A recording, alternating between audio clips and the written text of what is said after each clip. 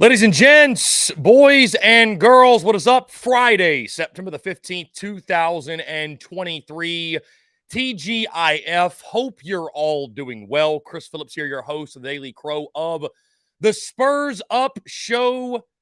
As always, we got a jam-packed show for you guys. It is game day eve as South Carolina opens SEC play between the hedges against that familiar foe, the Georgia Bulldogs. I see Bruin Nation, Brian Alexander, Justin Langford, Travi, Austin Gregory, Brendan M., Colton Carnell, Rebecca with the first comment of the day. What's going on? Brian says, it's about time you're back on Facebook. Yes, in case you guys missed it, we are officially back on Facebook. You can now find the Daily Crow on YouTube, Facebook, and Twitter. Of course, over the last couple of months, we've been airing this show exclusively on YouTube, and I decided, you know what?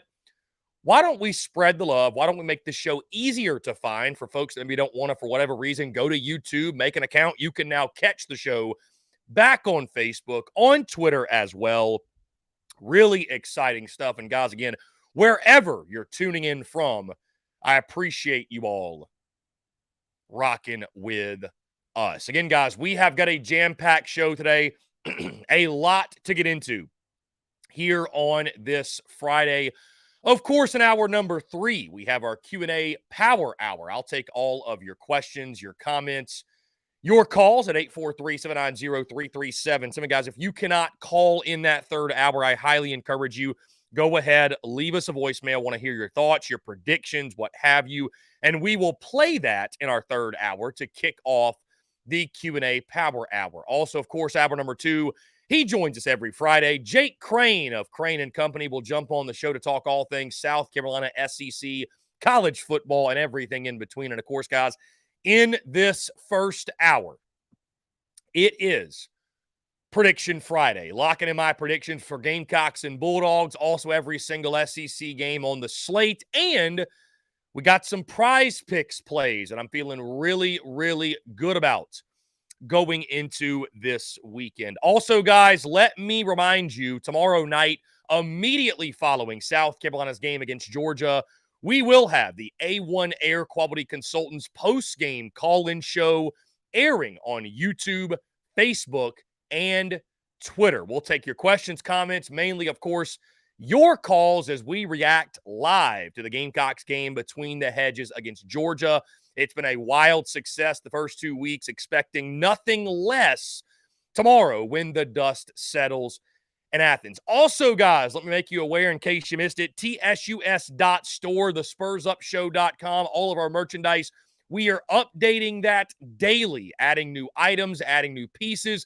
We just posted these on social media this morning, of course, but in case you did miss it, guys, we added the black Clem Sucks, or really not just black, we did white as well, but the Clem Sucks foam trucker hats by popular demand. Those are now available over at tsus.store and or thespursupshow.com. And we have camo Beamer Ball hats back in stock. And just like this Richardson 112 right here, they are embroidered. No longer are we doing the screen print on hats.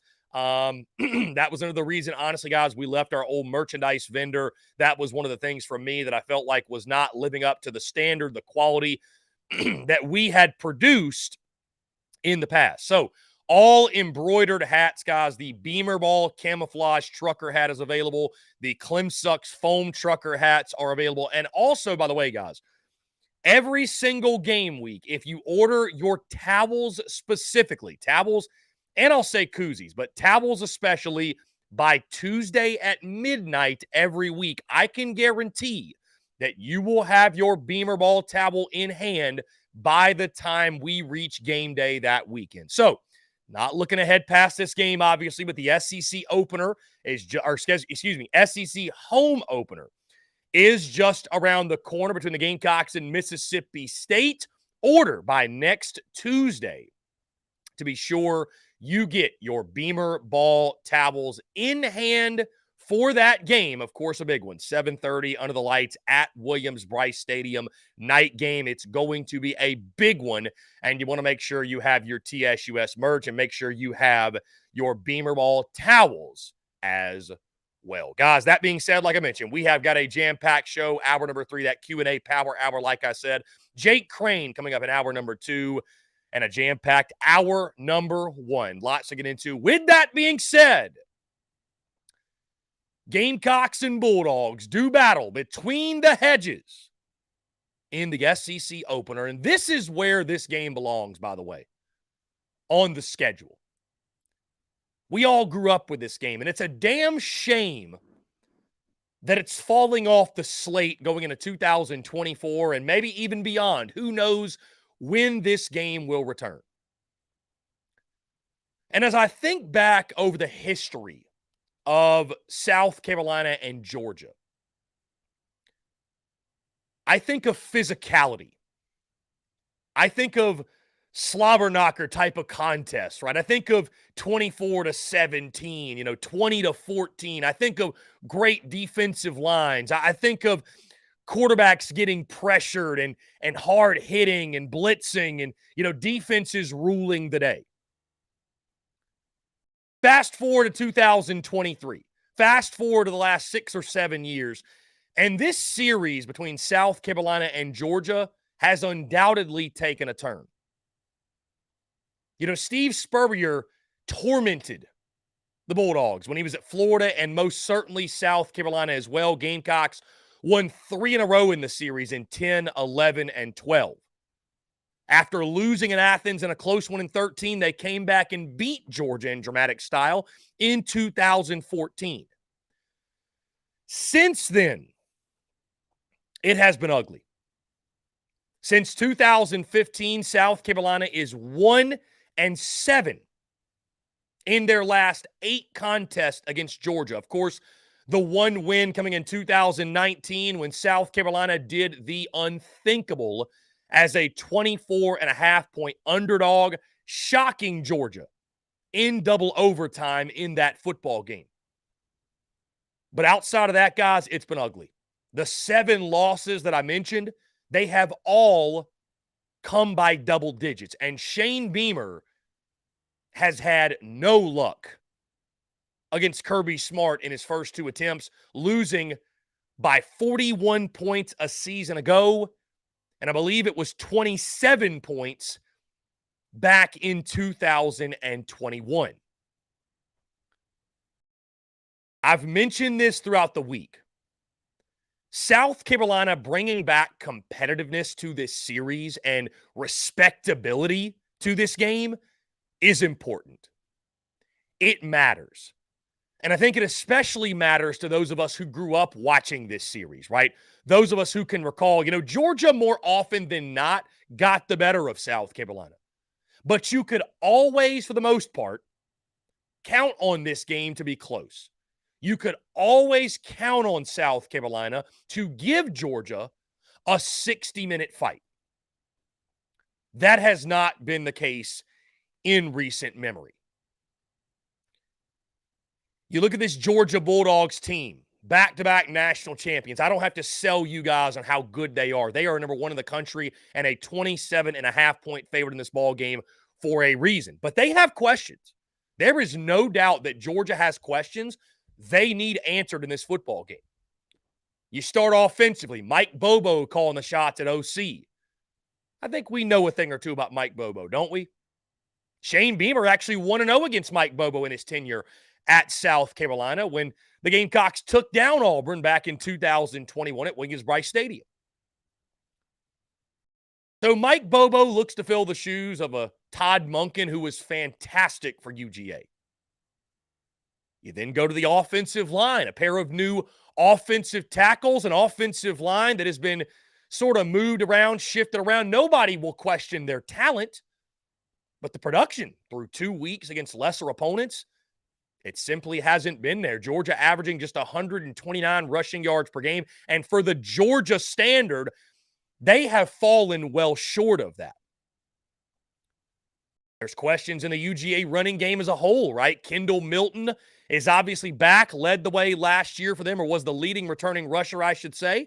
But, it's been a very by committee approach. There isn't one guy in that running back room for Georgia that has really stood out for 2 weeks. They've got some capable pieces. They've got some high-profile guys from the recruiting ranks, but nobody's really popped at this point, and they're banged up in regards to the running game and, running backs, O-line as well, if you talk to any Dogs fans or those who cover UGA football.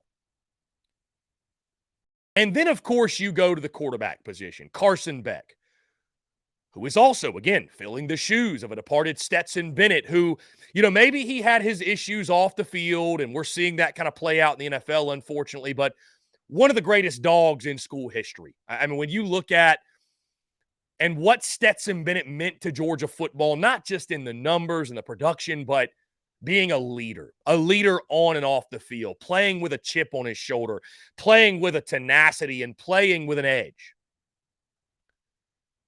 You then look defensively. Georgia losing Jalen Carter, Nolan Smith from a season ago. Hey, they haven't been able to pressure the quarterback. We've all heard the numbers this week. I think they're, 86th in the country in pressure rates or pressuring the quarterback.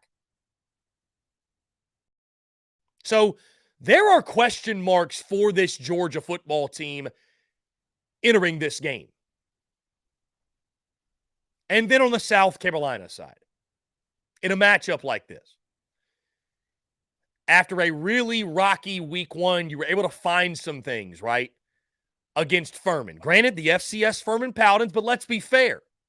We were giving Furman a lot of credit this time last week, and so you have to give credit where it's due as South Carolina dismantled the Paladins in the final few minutes of the first half and all throughout the second half as well.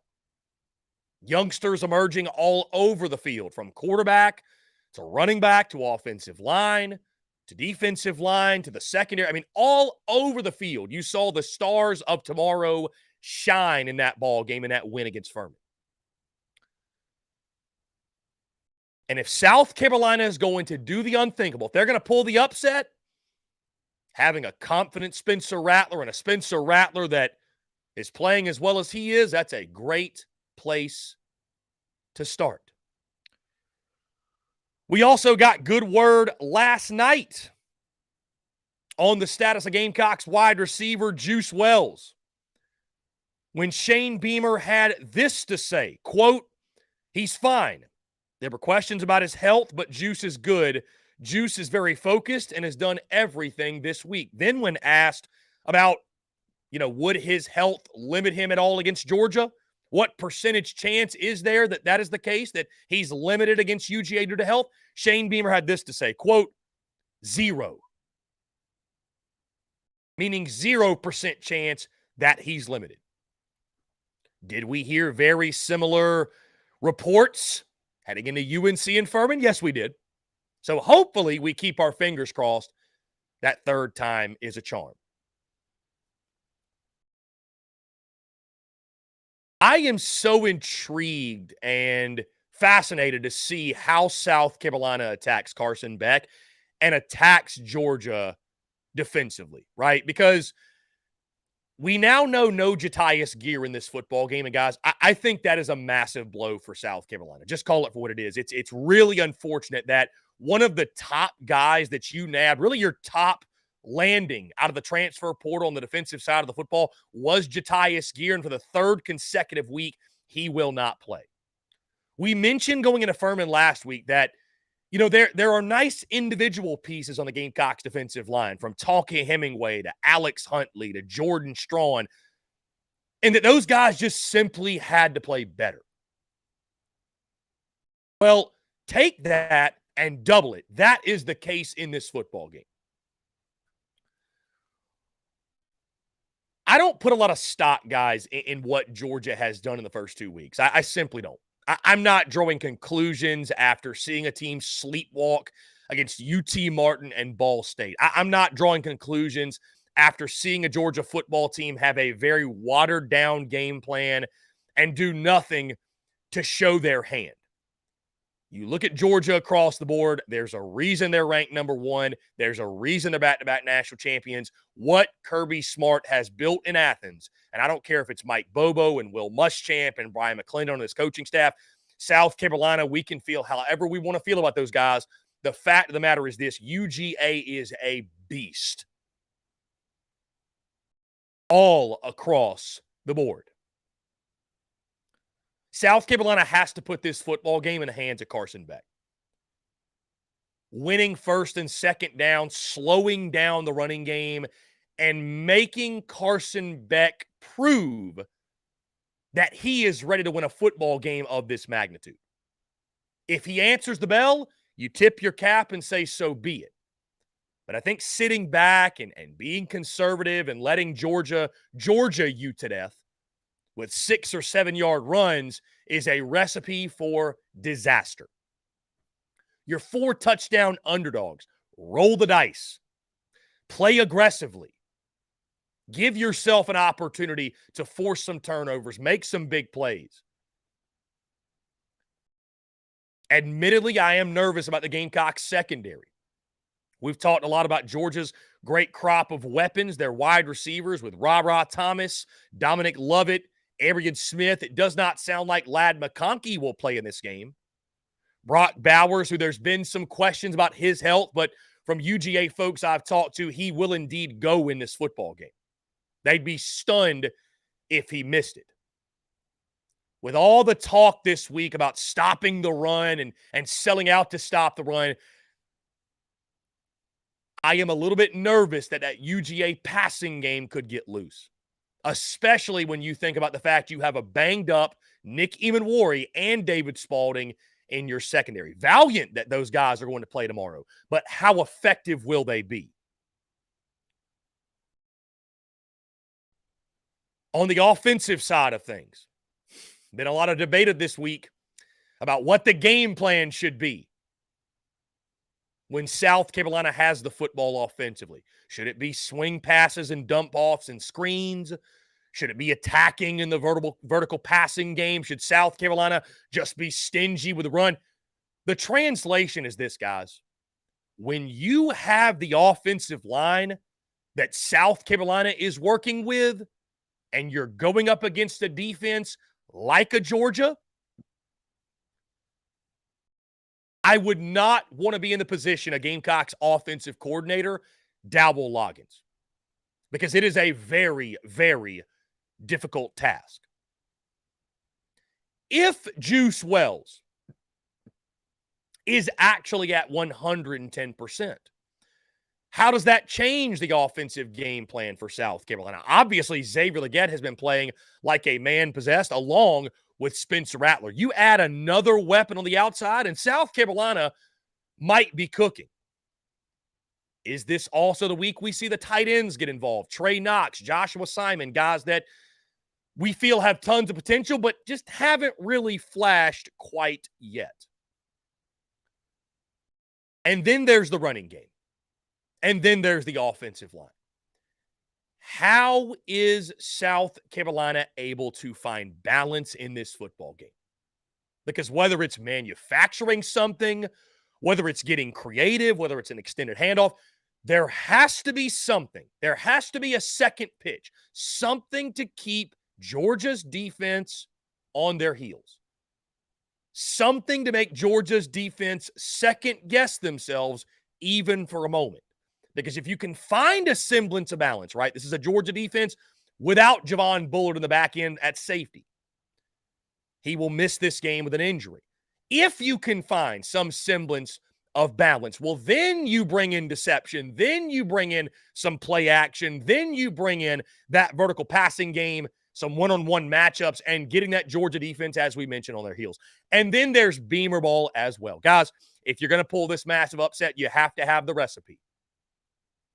You got to find balance offensively, and you got to take some chances and hit some deep shots. Defensively, you've got to slow down the run and get after Carson Beck and force him into mistakes.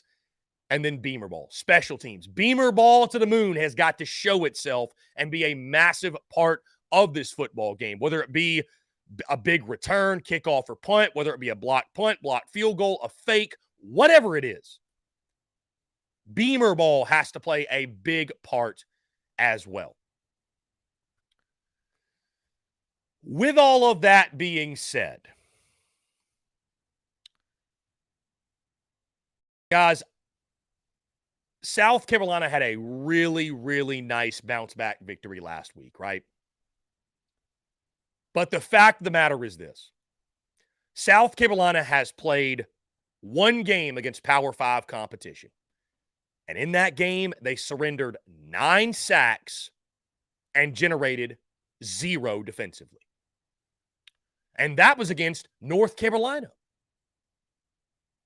Georgia's offensive and defensive lines are far superior to what South Carolina saw when they took on the Tar Heels. That's not even up for debate. I don't care what the numbers say about Georgia's defensive front, this pressure rate, that. South Carolina will have their hands full. And I just don't know how South Carolina is going to be able to get any sort of push, both in the running game and protecting Spencer Rattler. Now, as I mentioned, having a confident Spencer Rattler is a great place to start. If you're going to pull off this upset or make this a fourth quarter game, you can't do it without him playing. Arguably what I think would go down as his best game of the season.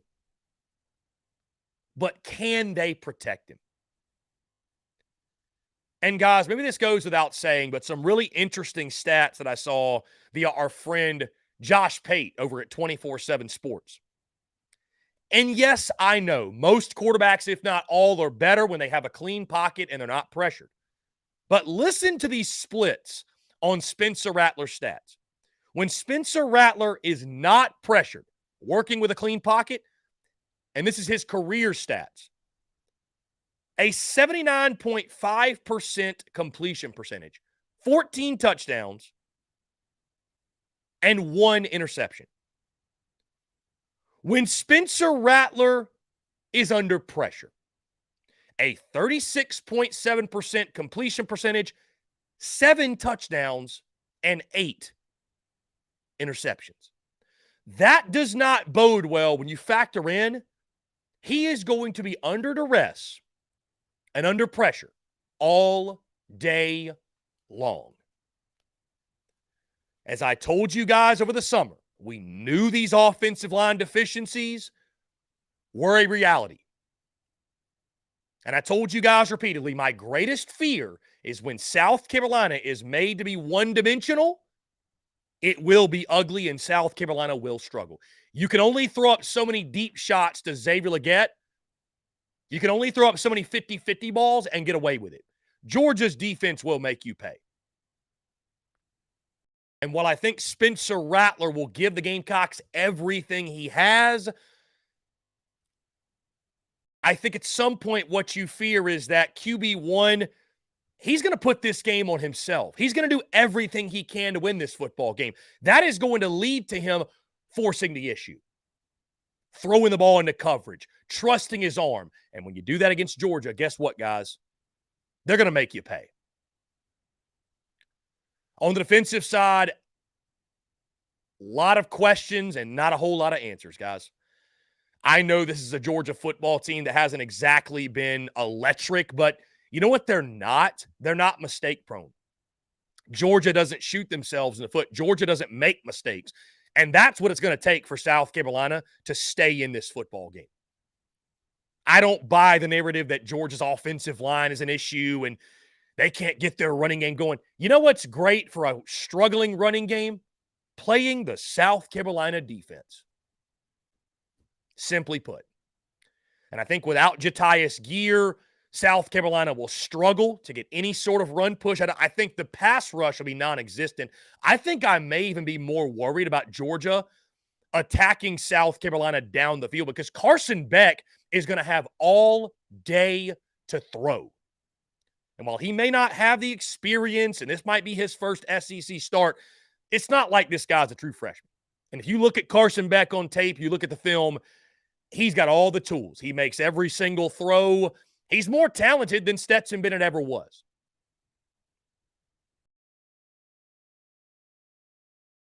I said this over the summer, and I will say this yet again. In my opinion, the question is not, will South Carolina win this football game? The question is, How many times does South Carolina cross the 50? Guys, I love what Shane Beamer's doing. I think he's doing great things with this Gamecocks football program. But these two programs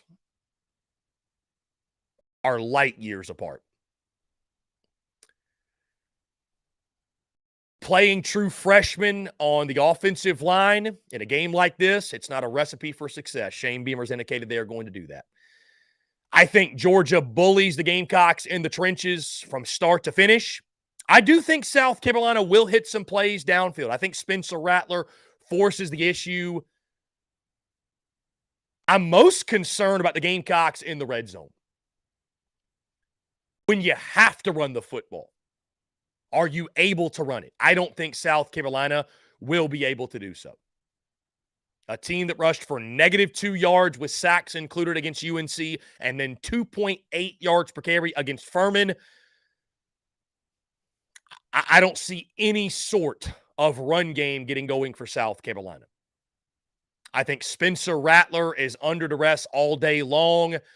I think he'll give Carolina everything he's got, but I think the pressure on him, he will force the issue. Georgia's defense will force a couple of mistakes, force a couple of turnovers, and I think defensively, South Carolina will have no answer, I should say, for Georgia offensively. I think the Dogs find their running game. I think Carson Beck has a big, big day through the air. I think those Georgia wide receivers and tight ends flex their muscles in this one. And I just think in a ball game like this, guys, in the SEC, if you're going to go out there and you're going to go toe-to-toe with Georgia, you've got to have the big uglies up front.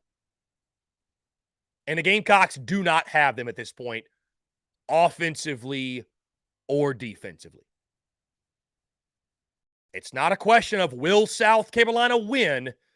It's a question of will South Carolina cover, and how many times do the Gamecocks cross the 50? And in my opinion, it won't be many. Lock me in, guys. I've got Georgia winning this football game. Give me Dogs 41, South Carolina 12.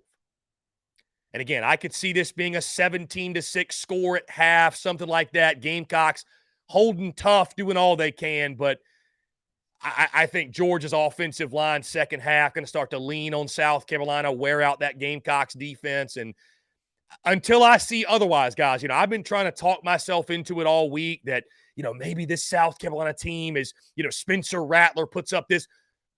But here's the reality. It's going to take an incredibly unique set of circumstances for South Carolina, not just to win, but even to compete in this football game. And unfortunately, hope isn't a strategy. So again, I love what Shane Beamer's doing. I think South Carolina is building, but they're not there yet. They're not there yet where it matters most on the line of scrimmage. And when you have an offensive line that features guys from Yale, Mercer, Charlotte, and Western Illinois, they will stand no match for the SEC competition. And I just cannot get it out of my head, guys.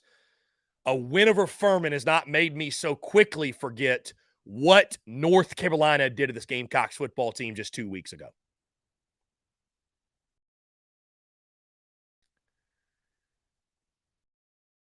And so South Carolina will look to defy the odds, beat my prediction, most likely beat many of your predictions, and do the unthinkable Saturday between the hedges in the SEC opener in Athens. Guys, that being said, we're going to jump into a quick break. On the other side, we'll keep the conversation rolling here on this Friday. You're tuned in to the Daily Crow. The Daily Crow is brought to you by our friends at Carolina Cigars. Carolina Cigars has been in operation since 2008, recently taken over by the Peterson family in 2020.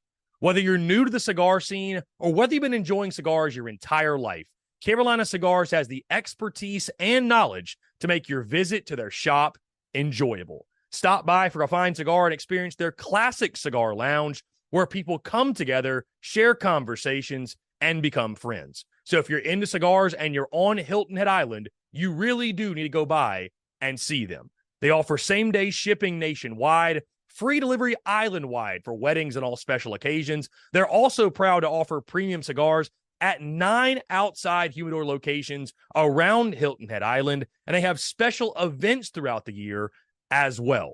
They want to talk to you. They want to engage. They want to share with you their cigar selection they're very proud of and their beautiful cigar lounge. When you're in the Low Country, there's only one place for cigars. That's Carolina Cigars, and there's only one place I get my cigars.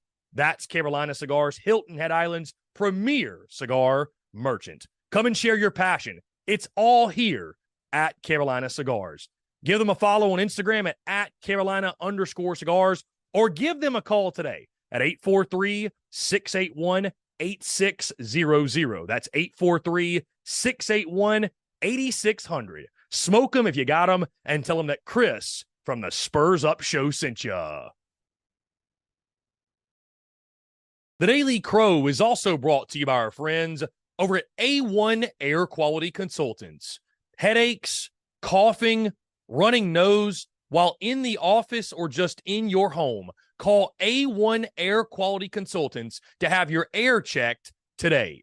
From Columbia to Asheville, Anderson to Charlotte, they are your breath of fresh air for all of your air quality needs. Be sure to give them a call or shoot them a text today at 864-619-2092. That's 864-619-2092. You can also contact them via email at a1airqualityconsultants@gmail.com. Be sure to check them out. We thank A1 Air Quality Consultants for their love and support of the Spurs Up Show, and tell them that Chris from the Spurs Up Show sent ya.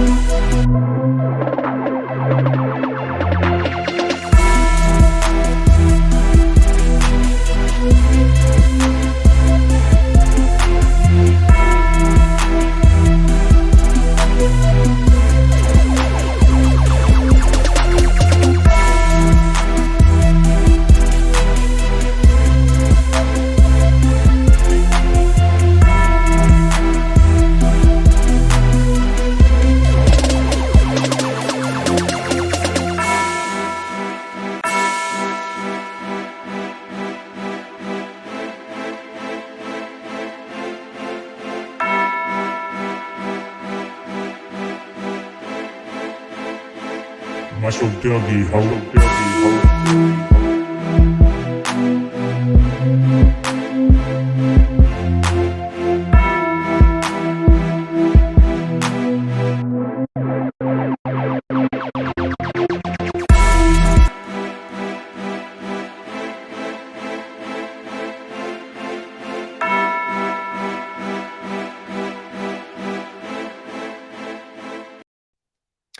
All right, guys, we're back here on this Friday, September the 15th, 2023. Again, guys, appreciate each and every single one of you tuning in. See many of you commenting on my score prediction, Bulldogs 41, South Carolina 12.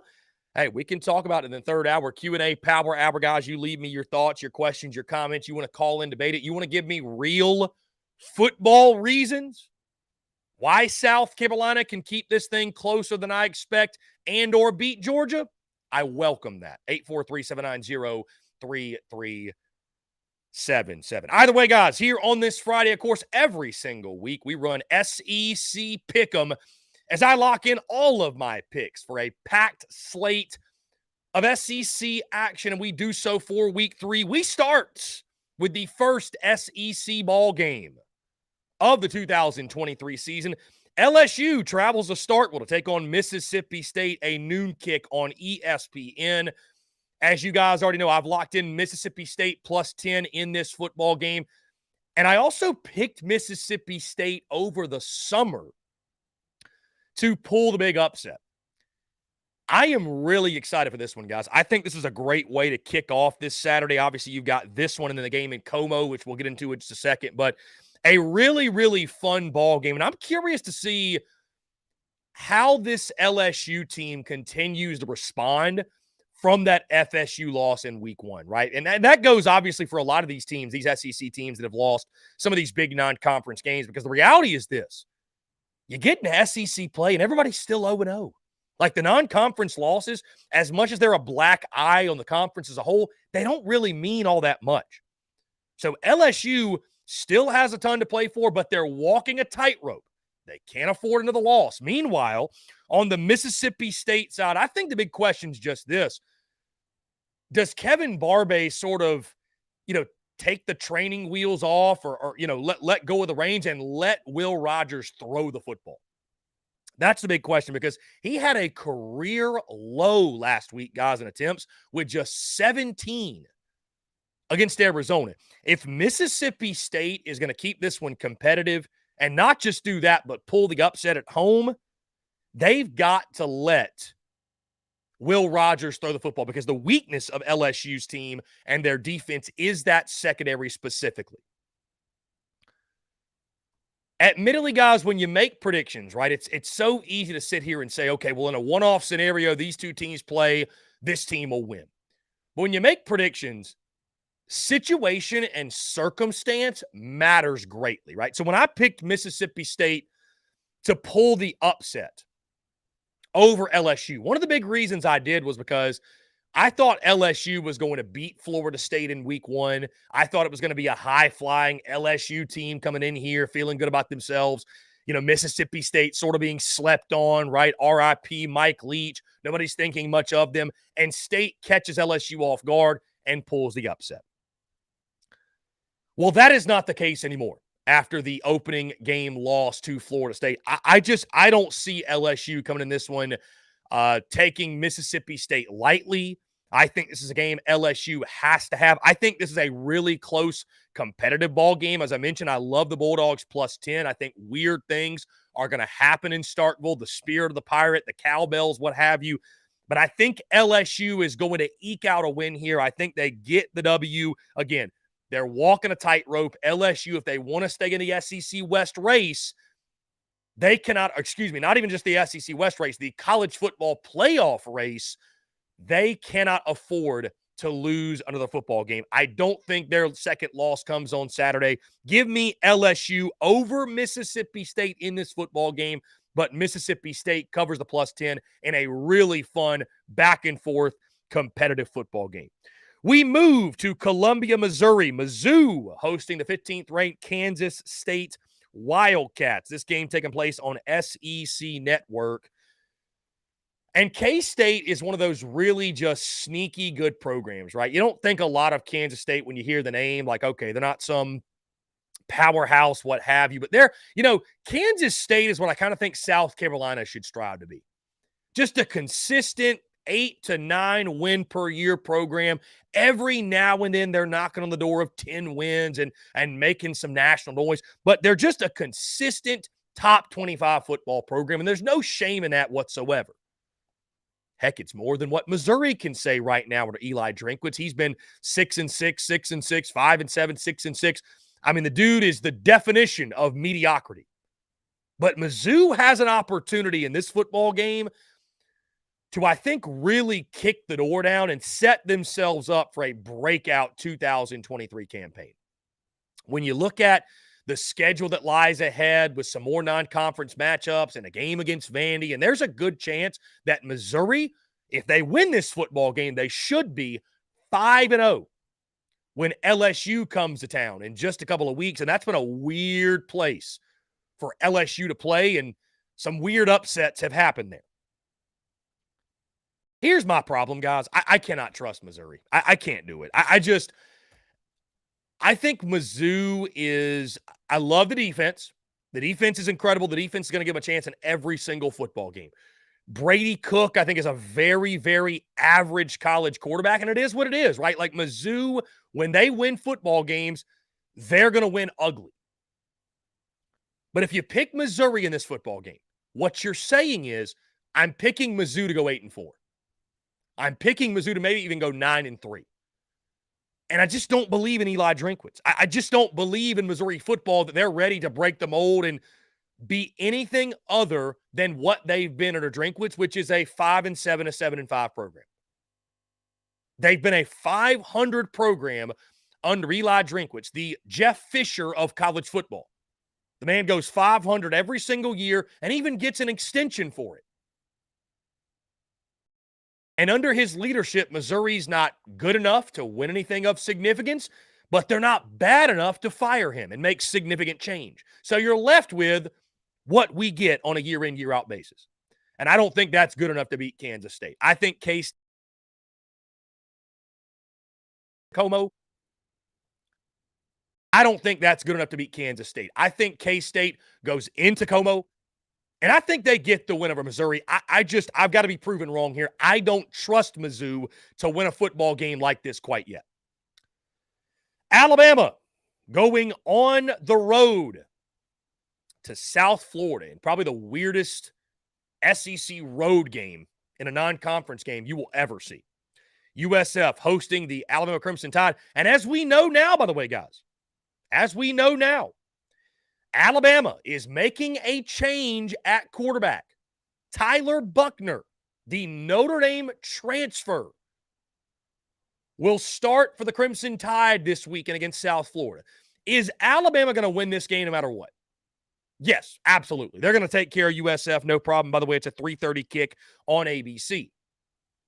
The Crimson Tide will have no issues disposing of USF and disposing of USF quickly. I mean, I almost feel bad for the Bulls here because Bama is going to take out their frustration on them from the Texas game. But I think it's a panic button move by Nick Saban, guys.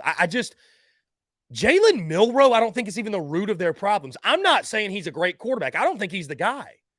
But Bama's got issues on both lines of scrimmage.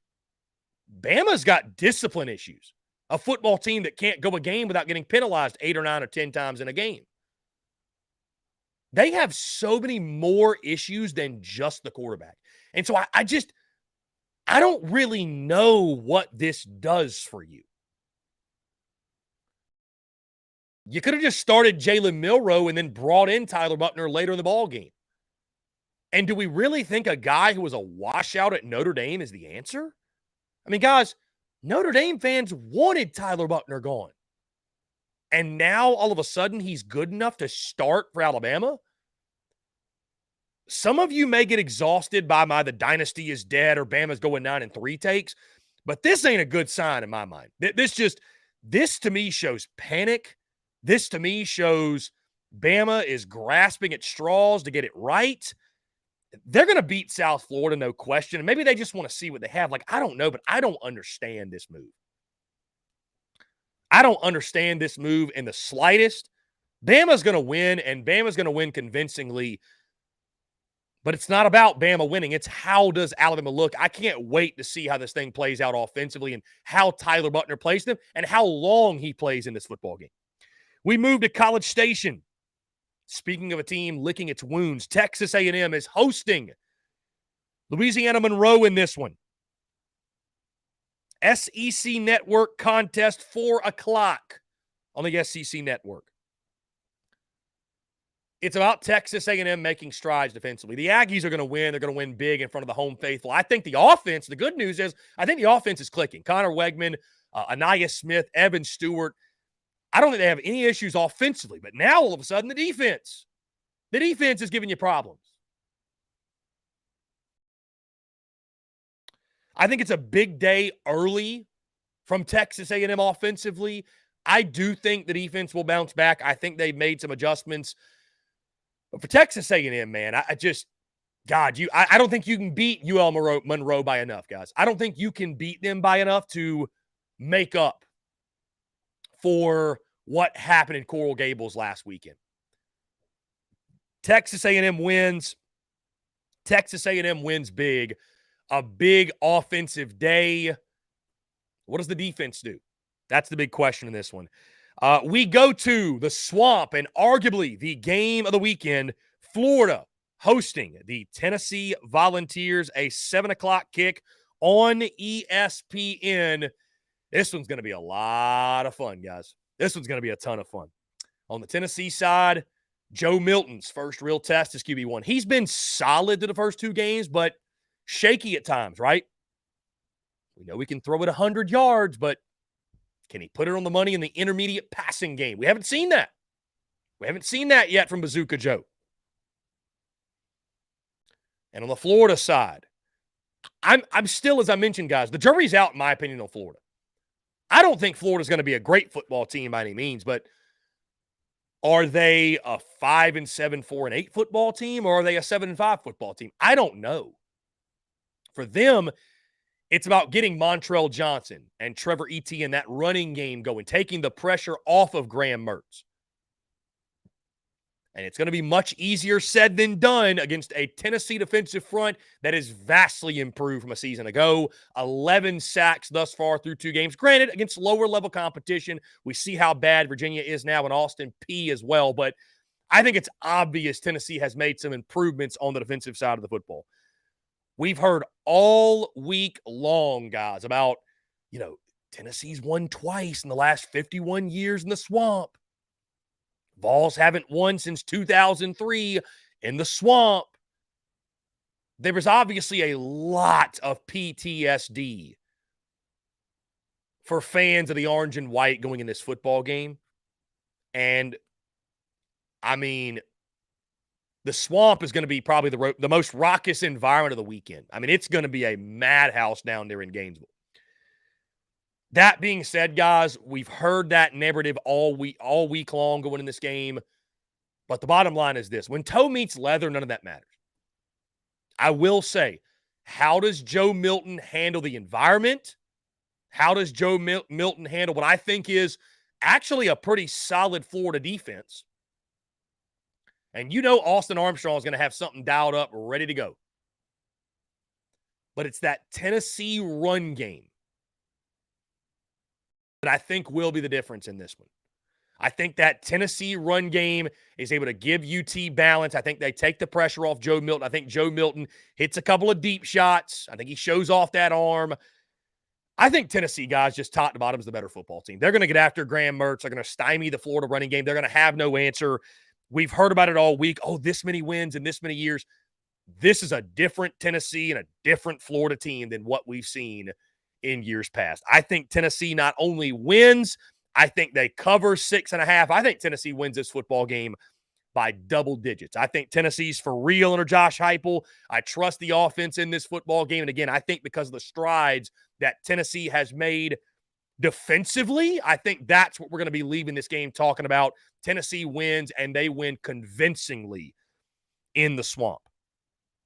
We move to the Plains. Auburn taking on Samford. 7 o'clock kick on SEC Network Plus.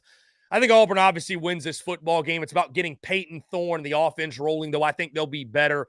Look for a lot of Robbie Ashford, though. I think there could be a quarterback battle brewing down there on the Plains. Auburn wins. They win convincingly. It'll be a fun afternoon as Auburn, all of a sudden, you look up, Hugh Freeze and company, 3-0. With the SEC slate upcoming, Texas A&M next weekend.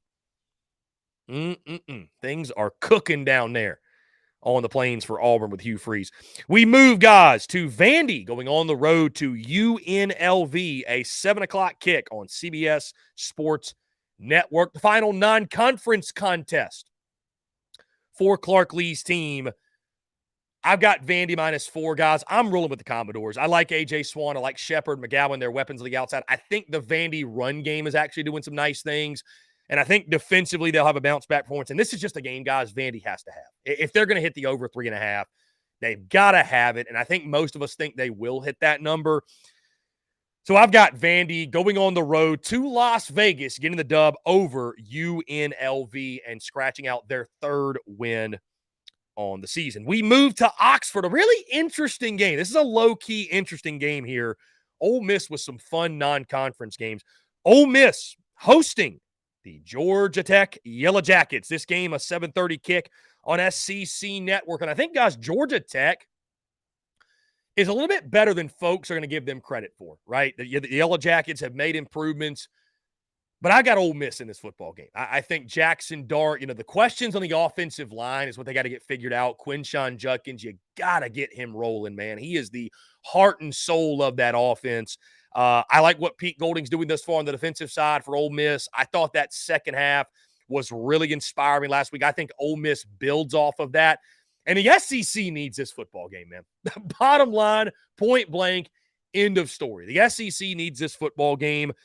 Can't afford another loss to an ACC team. That being said, I don't think it happens. I think Ole Miss on their home field gets the W against Georgia Tech. Arkansas taking on BYU, 7:30 kickoff on ESPN2, guys.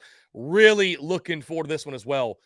Sam Pittman desperately needs this football game. Arkansas cannot lose this game. You're talking about a coach that's in year 4. Arkansas is kind of like, okay, what are we as a program? What's our identity? Are we going to be an 8-9 win per year challenging in the SEC West type of program, or was the Sam Pittman thing just a nice story and this is going to be a program that fights to get the 6 wins every year? A game like this one against BYU, it helps to determine that. And it helps to determine that big time. BYU with the former Pittsburgh Panther Slovis at quarterback, a lot of turnover at BYU. No Rocket Sanders in this game for the Arkansas Razorbacks. But the way KJ Jefferson is playing right now, guys, I'm going to roll with the Hogs at home. I think Arkansas needs this one badly. I think this could be a really fun, close, back-and-forth ball game. The Hogs cannot afford to drop this one, man. They can't. They can't, and I don't think they will. I think it'll be a gutsy, gutted out, big-time type of performance for KJ Jefferson, and I think they get the job done. Give me Arkansas taking down BYU and getting a much-needed victory. And, guys, finally, Kentucky taking on the Akron Zips. A 7:30 kickoff on ESPNU in Lexington. As we all know, Kentucky, for whatever reason, they struggle. They struggle with these lesser than, quote-unquote, opponents, right? I mean, you saw Eastern Kentucky last week. Eastern Kentucky was up in that game 7-0 for quite a while. And, as I mentioned yesterday, guys, for Kentucky, this game is about looking the part. It's about looking the part in this football game.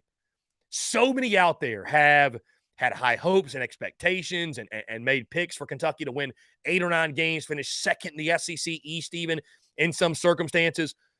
We're all just kind of waiting for a team to step up and take that second best in the SEC title. And, of course, we get into conference play, and that's something that'll take care of itself. But this is a big game, I think, for Kentucky to just start generating some momentum, right? Devin Leary found something last week, 4 touchdown passes in that football game. Ray Davis looks fantastic. You know what they have on the outside with Berrien Brown and Dane Key, those great weapons on the outside.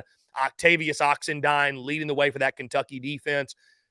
But, man, I know Kentucky, it doesn't matter necessarily, right? The stats say it doesn't matter if Kentucky goes out there and blows out these lesser than opponents. But at some point, you need to go out there and impose your will. And so Kentucky, as a 26.5-point favorite, I don't think the Cats cover just because Mark Stoops has shown that for whatever reason, they just kind of sleepwalk through these games. But I do think Kentucky will win this football game. Obviously, I think Devin Leary continues his hot play. I think Akron will have no answer for Kentucky offensively. I think the Cats cruise in this one, and they get the W. And, guys, finally, of course, we already know South Carolina and Georgia. I've got the Dogs taking down the Gamecocks 41-12 between the hedges. A packed week 3 slate in the SEC as we continue to learn more and more about these football games or football teams, as we navigate throughout the 2023 football season. Guys, that being said, we're going to jump into another quick break. On the other side, we'll keep the conversation rolling here on this Friday. You're tuned in to the Daily Crow. The Daily Crow is brought to you by our friends at Carolina Cigars. Carolina Cigars has been in operation since 2008, recently taken over by the Peterson family in 2020. Whether you're new to the cigar scene or whether you've been enjoying cigars your entire life, Carolina Cigars has the expertise and knowledge to make your visit to their shop enjoyable. Stop by for a fine cigar and experience their classic cigar lounge where people come together, share conversations, and become friends. So if you're into cigars and you're on Hilton Head Island, you really do need to go by and see them. They offer same-day shipping nationwide, free delivery island-wide for weddings and all special occasions. They're also proud to offer premium cigars at 9 outside humidor locations around Hilton Head Island, and they have special events throughout the year as well. They want to talk to you. They want to engage. They want to share with you their cigar selection they're very proud of and their beautiful cigar lounge. When you're in the Low Country, there's only one place for cigars. That's Carolina Cigars, and there's only one place I get my cigars. That's Carolina Cigars, Hilton Head Island's premier cigar merchant. Come and share your passion. It's all here at Carolina Cigars. Give them a follow on Instagram at Carolina_cigars, or give them a call today at 843-681-8600. That's 843-681-8600. Smoke them if you got them, and tell them that Chris from the Spurs Up Show sent ya. The Daily Crow is also brought to you by our friends over at A1 Air Quality Consultants. Headaches, coughing, running nose while in the office or just in your home, call A1 Air Quality Consultants to have your air checked today. From Columbia to Asheville, Anderson to Charlotte, they are your breath of fresh air for all of your air quality needs. Be sure to give them a call or shoot them a text today at 864-619-2092. That's 864-619-2092. You can also contact them via email at a1airqualityconsultants@gmail.com. Be sure to check them out. We thank A1 Air Quality Consultants for their love and support of the Spurs Up Show, and tell them that Chris from the Spurs Up Show sent ya.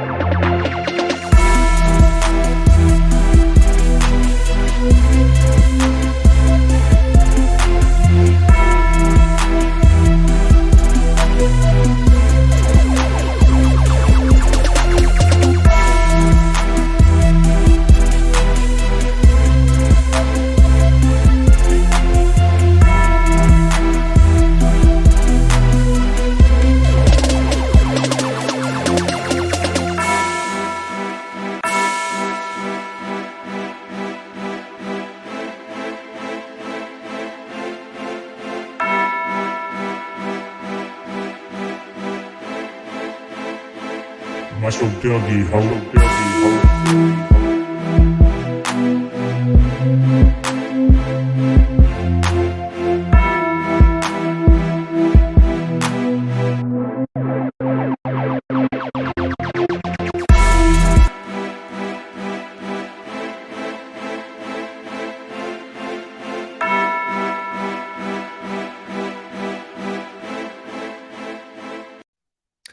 All right, guys, I'm back here on this Friday, September the 15th, 2023. Appreciate each and every single one of you tuning in, guys. Please continue to keep your questions, your comments, and your calls incoming. Want to hear your thoughts, your predictions, your score predictions, where I'm right, where I'm wrong, what have you. You can talk about that much more. And, guys, if you can't call in the third hour, you want to go ahead and leave a voicemail, you can do so. The phone lines are ready for you, guys. That being said, of course, we've got that Q&A Power Hour upcoming in hour number 3.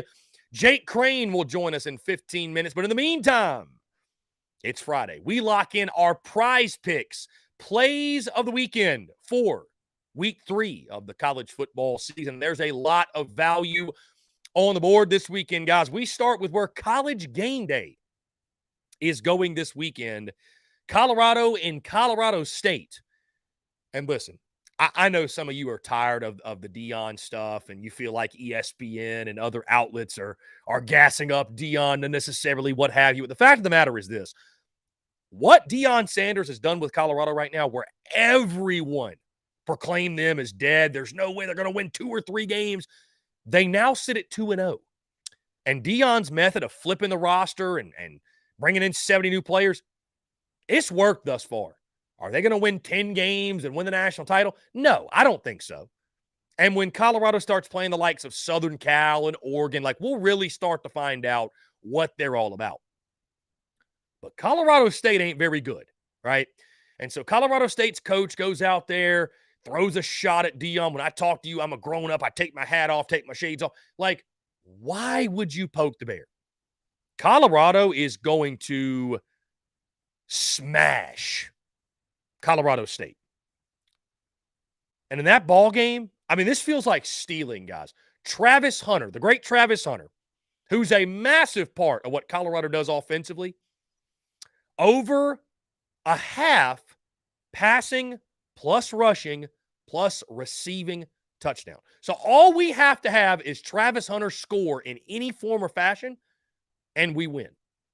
I will take that every single day and twice on Sunday. That is a no-brainer. Colorado's going to run it up. I mean, they are going to do everything they can to rub it in Colorado State's face, to embarrass them. And I just don't see a world in which Travis Hunter is not a big part of that. We go to Athens, Georgia. Gamecocks and the Bulldogs. And before I give you my pick really quickly, guys, I'm going to give you some numbers here you guys might find really interesting in this football game.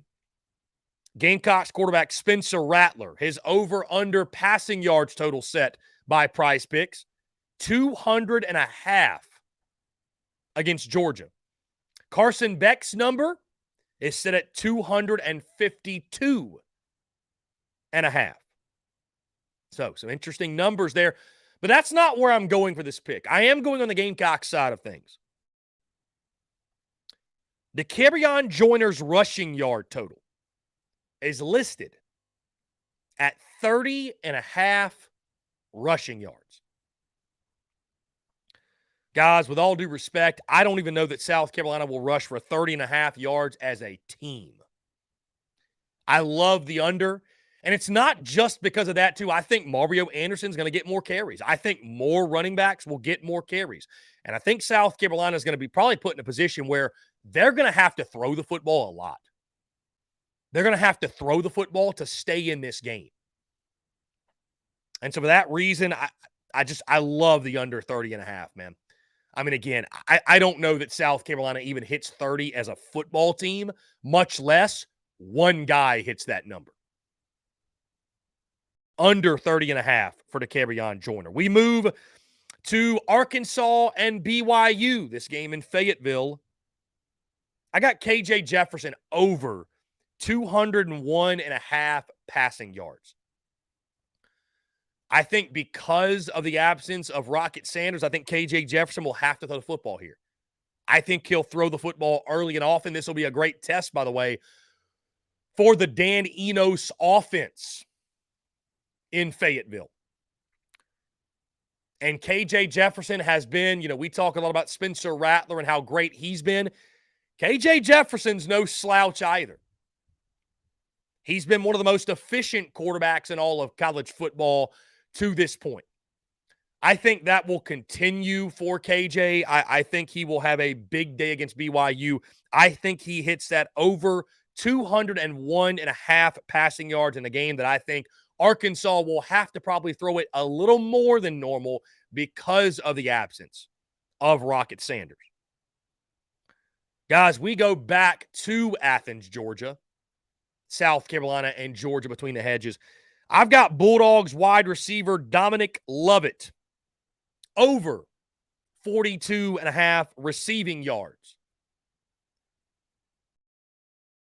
And listen, we can have the conversation, the debate, the argument of whose group of wide receivers are better, whatever it might be. But I think Georgia's passing game, guys, I think Georgia's passing game is going to feast in this one. I really do. I think over the first 2 years, the Shane Beamer era, of the Clayton White era, if you will, and give Torian Gray all the credit in the world, man. He's done a fantastic job. But we've just gotten so used to and so accustomed to saying, well, the secondary is one of the best in college football. It's the strength of the football team. Let's call it for what it is. One of the reasons it's been the strength of the football team is because the rushing defense has been so bad. And so teams haven't thrown the football that much. I like Marcellus Dial at corner. Outside of that, I have major questions. Correction. I like DQ Smith at safety as well. Nick Eamon-Warry, how close to 100% is he really? David Spalding, same thing. What we saw in week 1 was a Gamecocks secondary that got torched when Drake May had time. I think Carson Beck will have time to throw the football. I think he'll have somewhat of a similar outing. And I think Dominic Lovett, 42.5 receiving yards, he might get that on one play. I think that's an easy play. I think that's an easy number. I think Georgia's passing game will have success in a day in which most are, Gamecocks have to sell on the run. Don't forget about the passing attack. I think they perform well. I think Dominic Lovett hits the over 42.5 receiving yards. We go to Gainesville, Florida, and Tennessee. As I mentioned, guys, I think the narrative, everybody talking about Tennessee struggles in the swamp. They haven't won there in so long. That doesn't matter for this football game, right? And Florida doesn't have a chance if Montrell Johnson and Trevor Etienne don't get going. And I think Tennessee will do all they can to sell out in that regard and slow down that Gators rushing attack, which will put the game on Graham Mertz. And if it does, I don't trust Graham Mertz against this Tennessee defense to be prolific. Under 1.5 passing touchdowns. And here's my school of thinking, guys, with this as well. If the game is put on Graham Mertz, I don't think he hits 2 passing touchdowns. And if Florida's running the football effectively, they're going to run the football in the red zone. I think either way you see Florida run the football in the red zone. Which I think even if Florida has a productive offensive day, I don't think Graham Mertz hits this number. I don't think he hits it. So I think Graham Mertz is going to be under duress all day long. Not expecting a lot from him. Under 1.5 passing yards for Mertz. I feel like that's the right play in this game. And finally, guys, Oregon takes on Hawaii. We've seen like the Bo Nix for Heisman thing, the Bo Nix for Heisman train. People are trying to really push this. I think Bo Nix himself will push it. Hawaii is not a good football team, guys. They're not. I think Bo Nix goes off, has a field day, over 2.5 passing touchdowns. I think it's a big day for Nix. I think it's a big day for the Oregon Ducks. We saw Hawaii in week 1. I think it could be actually an offensive shootout with the quarterback that Hawaii features, but Oregon will score. They will score early. They will score often. And I think Bo Nix will hit that over 2.5 passing touchdowns when the Ducks take on the Rainbow Warriors. Guys, that being said, let's jump into a quick break. On the other side, we'll get my good friend Jake Crain of Crain and Company on the airwaves to talk all things Gamecocks, SEC, college football, and everything in between. All that and more, guys, on the other side. You're tuned in to the Daily Crow. The Daily Crow is brought to you by our friends at Carolina Cigars. Carolina Cigars has been in operation since 2008, recently taken over by the Peterson family in 2020.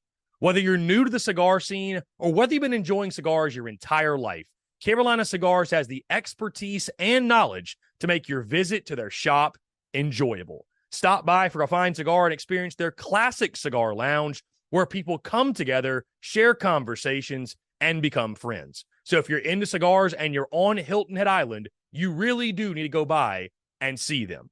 They offer same-day shipping nationwide, free delivery island-wide for weddings and all special occasions. They're also proud to offer premium cigars at 9 outside humidor locations around Hilton Head Island, and they have special events throughout the year as well. They want to talk to you. They want to engage. They want to share with you their cigar selection they're very proud of and their beautiful cigar lounge. When you're in the Low Country, there's only one place for cigars. That's Carolina Cigars, and there's only one place I get my cigars. That's Carolina Cigars, Hilton Head Island's premier cigar merchant. Come and share your passion. It's all here at Carolina Cigars.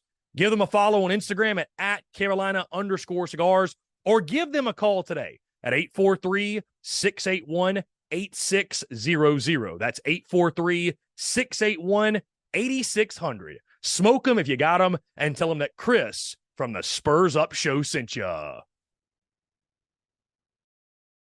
The Daily Crow is also brought to you by our friends over at A1 Air Quality Consultants. Headaches, coughing, running nose while in the office or just in your home, call A1 Air Quality Consultants to have your air checked today. From Columbia to Asheville, Anderson to Charlotte, they are your breath of fresh air for all of your air quality needs. Be sure to give them a call or shoot them a text today at 864-619-2092. That's 864-619-2092. You can also contact them via email at a1airqualityconsultants@gmail.com. Be sure to check them out. We thank A1 Air Quality Consultants for their love and support of the Spurs Up Show, and tell them that Chris from the Spurs Up Show sent ya.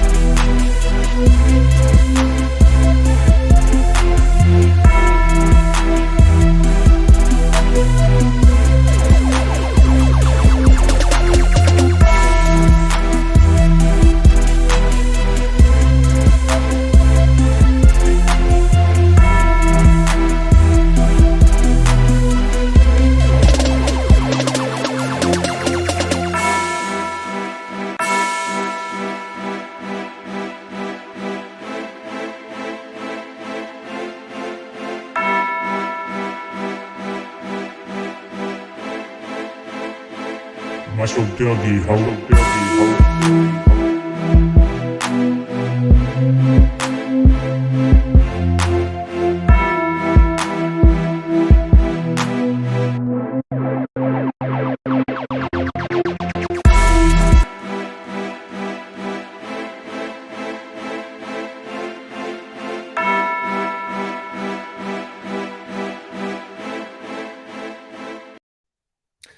Hi, guys, we're back here on this Friday, September the 15th, 2023. Appreciate each and every single one of you tuning in. TGIF, it is game day eve as South Carolina prepares to do battle against the Georgia Bulldogs in their SEC opener. And, of course, this weekend is the opening weekend of SEC play. We got 3 on the slate with Carolina, Georgia, LSU, Mississippi State, and the big one down in Gainesville, Florida and Tennessee. He joins us every single Friday to help us break it all down. He's one of the best in the business and the host of Crain and Company. Our good friend Jake Crain joins the show once again. Jake, what's going on, my man? How are you? Man, I'm doing great. I need like a smoke machine or something in here. like I need to come out like Globo Gym in round 1. You know, we could just play 2001 and get the fire extinguishers for you and just have the full like entrance and everything if you want. I mean, we actually need to do that. I'll have my people call your people. We'll set it up. Yes, indeed. Give them a ring. Give them a ring. Jake, first things first, man. Appreciate you jumping on. It's always a pleasure to chat with you. I'm going to start a little bit of different direction here, right? Because we all know Alabama's the king of the sport. They rule college football till said otherwise. But I want to get your thoughts because over the last 24 hours, we've heard this news come about. And really this morning, it was confirmed. Tyler Buchner is getting the start for Alabama after, yes, what was a disappointing and frustrating loss, obviously, to Texas. But I picked Texas. I think you guys also picked Texas in that football game. You had them ranked extremely high. Like you guys believed in Texas before I think many did. Is Nick Saban overreacting here? I mean, what do you make of this move? Because the Texas loss was disappointing, and Jalen Milroe was not great, but the Crimson Tide have far more issues in their quarterback, correct? I mean, what are your thoughts going into this South Florida game and Tyler Buchner getting the start now for the Crimson Tide? Yeah, it's kind of funny when Alabama named Jalen Milroe the starter. I put out on X or Twitter, or whatever it is. I'm surprised by this because I feel like all the talk we've heard about Bama going back to pro style and playing bully ball and kind of getting away from all the movement and not, the RPO system that they went with Bryce Young. That's what it was. People are like, oh my God, I can't believe, you would say that. Well, I think there's some blame to go around for both parties. One, Alabama had a whole fall camp. You've known who Jalen Milroe is. You signed him.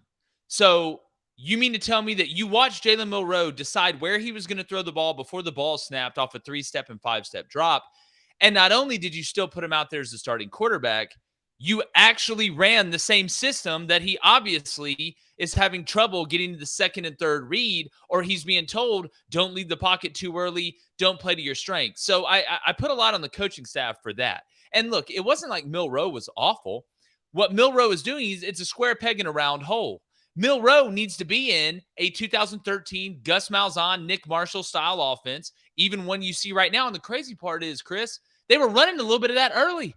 Hell, they ran the zone read RPO where Jalen Milroe kept the zone read and then flipped it over to Jermaine Burton for a first down. That's straight out of the Gus Malzahn Waffle House special, man. That you have to adjust to your personnel sometimes when you're going through a transitory period philosophically and schematically, because obviously the up until this week, the guy you got out of the portal to be quarterback in this system, who even had the same OC as you have now, wasn't ready to be the starter. So I do blame the coaching staff for that one. But Jalen Milroe, you can't decide where you're going to throw the ball off a 3-step and a 5-step drop before the ball snapped, right? Just like in baseball, you can't get up there and say, I'm going to swing at this next pitch. I don't care where it is or what it is. That typically doesn't work out most times. He got away with it sometimes it worked, but most of the time it didn't, and it cost him twice.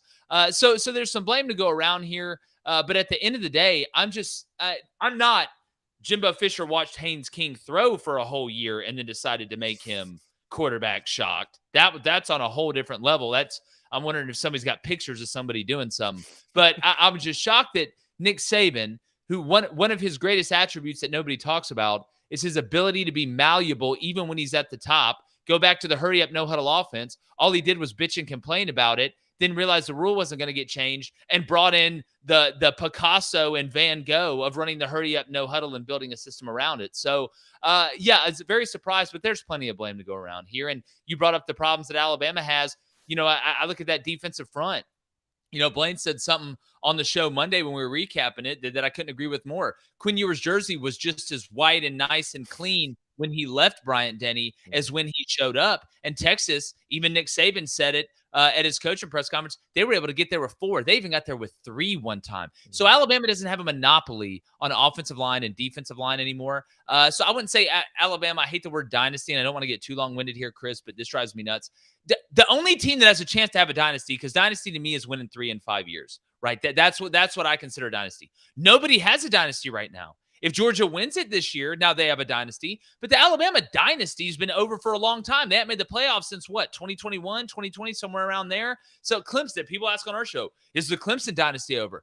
What dynasty, dog? Like, what are you talking about? When's the last time they won it? We got to stop throwing the word dynasty around out there like it doesn't matter. Jake, specifically to the SEC West, let's stick with them. Alabama, LSU, and Texas A&M have all suffered I don't want to say bad non-conference losses, but non-conference losses. Which one of those three do you have most concerns about moving forward? Say that again. You kind of broke up in the first part of that question. Yeah, so LSU, Texas A&M, and Bama have all lost non-conference games at this point. Which one of those 3 do you have the most concerns about moving forward? Well, look, I'm never going to doubt Nick Saban to be able to make good adjustments. I've got to say A&M, right? Just because defensively, I thought they'd put up more of a fight than what they did against Miami. And look, Miami did it. And I like Tyler Van Dyke. You know, he was a quarterback that we had in our top 10 before the season came out. He was hurt last year. His shoulder was messed up last year. He looks healthy. But I thought if Miami was going to rack up that amount of points, it would be on the ground, because this Miami team is built in Mario Cristobal's image. They want to pound it on the ground. They believe in their young and talented offensive line who's playing their ass off right now, and play action and hurt you deep, taking shots over the top, hit Restrepo a little bit in the quick game. But Miami just murdered them with drop back. I mean, A&M's lack of ability to get to Tyler Van Dyke. And then, I talked about Josh DeBerry and these guys that transferred over from BC and A&M secondary. Not that I would be panicking if I'm an A&M fan. I've watched A&M lose non-conference and look inept in all phases, right? Like we saw against App State, like we've seen before. I think this team still has potential, but DJ Durkin and them better figure it out, because this team defensively, the lack of physicality is what bothered me. And people that go straight to the Bobby Petrino and Jimbo Fisher experiment's already a failure. Man, you don't know what you're looking at if you think that. Yeah, Mississippi State or Miami gifted them 2 special teams plays that set them up, but Connor Wegman looks good. That offensive line looks pretty good. And in a wide open SEC, if I'm an A&M fan, I wouldn't panic. But out of this, Florida State's a juggernaut. They're a couple plays away from Nick Fury coming and asking him to join the Avengers. And then obviously Alabama's got the personnel, and LSU's got the personnel as well to be able to flip it around really quick. So, Jake, that takes us to the Week 3 slate, and kicking off today, I think a damn good one in Starkville. Mississippi State hosting LSU. Bulldogs, I think, opened as a 10-point underdog, now a 9-point underdog. Either way, LSU, they're walking a tightrope. They want to make the college ball playoff. They've got to go unblemished the rest of the way out. Meanwhile, I think what's so interesting, Jake, about State, Will Rogers with a career-low 17 pass attempts last week. And I think State fans, it's a bit of a transition period. I mean, you go from air raid, leading the country in passing attempts, to being outside of the top 100 right now. I think they've done good things in the running game, but it took winning the turnover battle. I believe it was 5-1 against Arizona to win that game in overtime. Your thoughts on this football game? Because admittedly, Jake, over the summer, I thought this was going to be a trap game for LSU because I thought they'd beat FSU, and I actually took Mississippi State in the upset. I've reversed my pick because I feel like LSU just cannot afford to slip up. They just can't do it. Your thoughts on this football game? I saw you guys, you led off your show, I believe, talking about this game today. Your thoughts, what you're most looking forward to in this game in Starkville? Well, look, I mean, and I love Mike Leach. He was one of our favorite interviews every year. Rest in peace. One of a kind, national treasure. But Mississippi State was probably the most predictable offense in the Southeastern Conference last year. I mean, it got to the point where everybody would just rush 3 and drop 8. You knew what their base plays were, what their bread and butter was, and they had a few counters built off of it, but they passed or ran. And I think outside of, recently, when they played LSU, who for some reason just would not get out of man and just kept getting rubbed. I mean, got rubbed more than Deshaun Watson during the offseason. At the end of the day, when I look at this Mississippi State team now, balance, I think, is going to help Will Rogers down the field because they lacked explosive plays last year. I mean, if you go back and watch Mississippi State, everything was underneath. Everything was underneath, crossers. And yeah, Will's able to complete a lot of passes, but they weren't able to hit a lot of people over the top. Well, now that Woody Marks is running the ball more, now that Will Riders is able to have some sort of balance, I do think it makes them more dangerous. But they're playing LSU, who's a wounded animal right now. They're backed in the corner. We called the LSU Florida State game the biggest insurance game of 2023 because if you lose it, you do have to thread the needle, but it can end up being a hell of a loss at the end of the year, and it's week 1. So LSU got bullied in the halfway through the third quarter and in the fourth quarter. LSU, while they had some plays called downfield, never took advantage of downfield until the last game. But when I look at this matchup, I feel like LSU is going to come in hungry. State's going to be a great crowd. Cowbells are going to be ringing. I just feel like LSU is going to out-athlete them when LSU's offense is on the field and Mississippi State's defense is on the field a little too much. And if Mississippi State wants to try and run the ball, it's going to be a lot tougher now that Mason Smith is back. I'm a big Woody Marks guy. I'm glad he's getting his chance to touch the ball more. I think Mississippi State may throw a couple punches early, but I think LSU being challenged as men physically is something that you're going to see really shine through in this game. I actually like LSU to cover. Jake, let's move into this one in Athens, South Carolina and Georgia. Georgia, a massive favorite, 27.5, 28, depending on what book you see either way. Let me ask you this first on Georgia specifically, because the first 2 weeks, admittedly, they've had some slow starts, and maybe it hasn't been quite the flashy wins that everybody's looking for. I tend to think when you're going for a third straight national championship, just everything that you do is going to get picked apart, right? How you do it, what have you.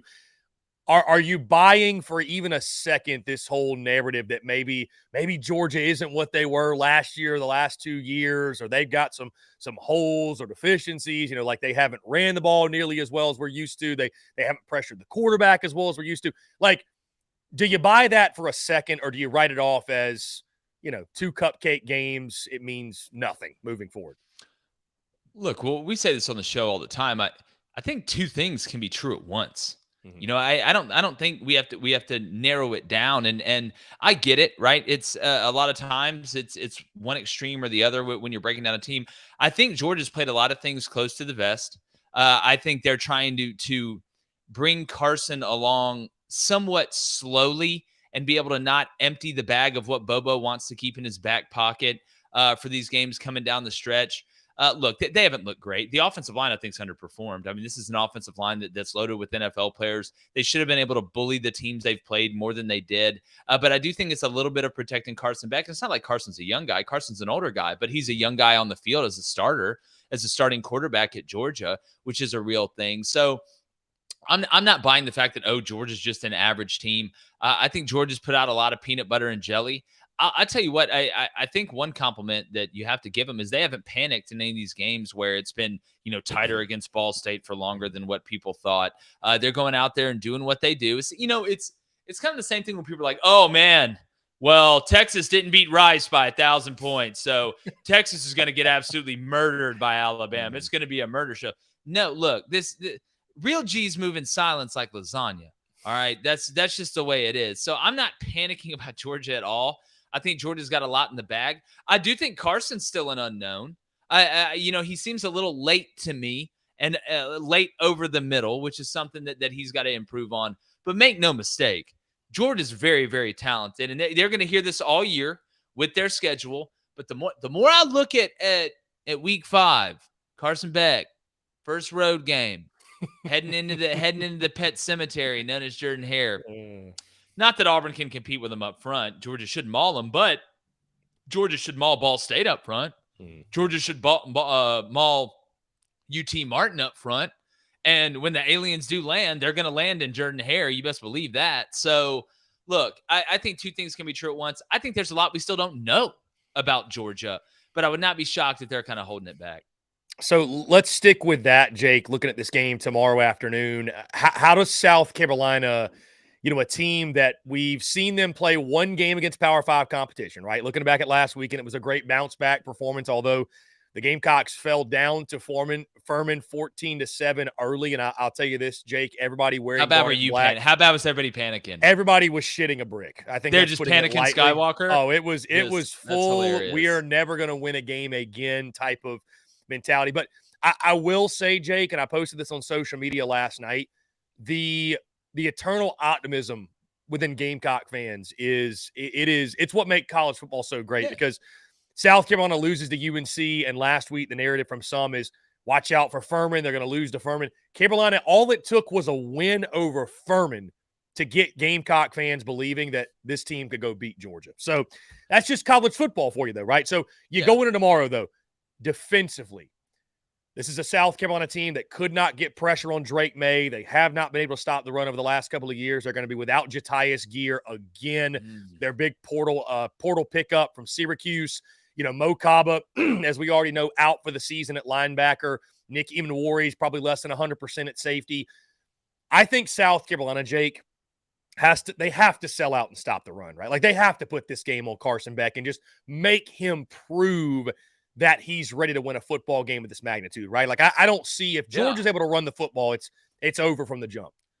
Yeah. Obviously you hate to see the injuries. If I've been saying, and throughout, still a long way to go in the season, that South Carolina's biggest problem is up front on both sides of the ball.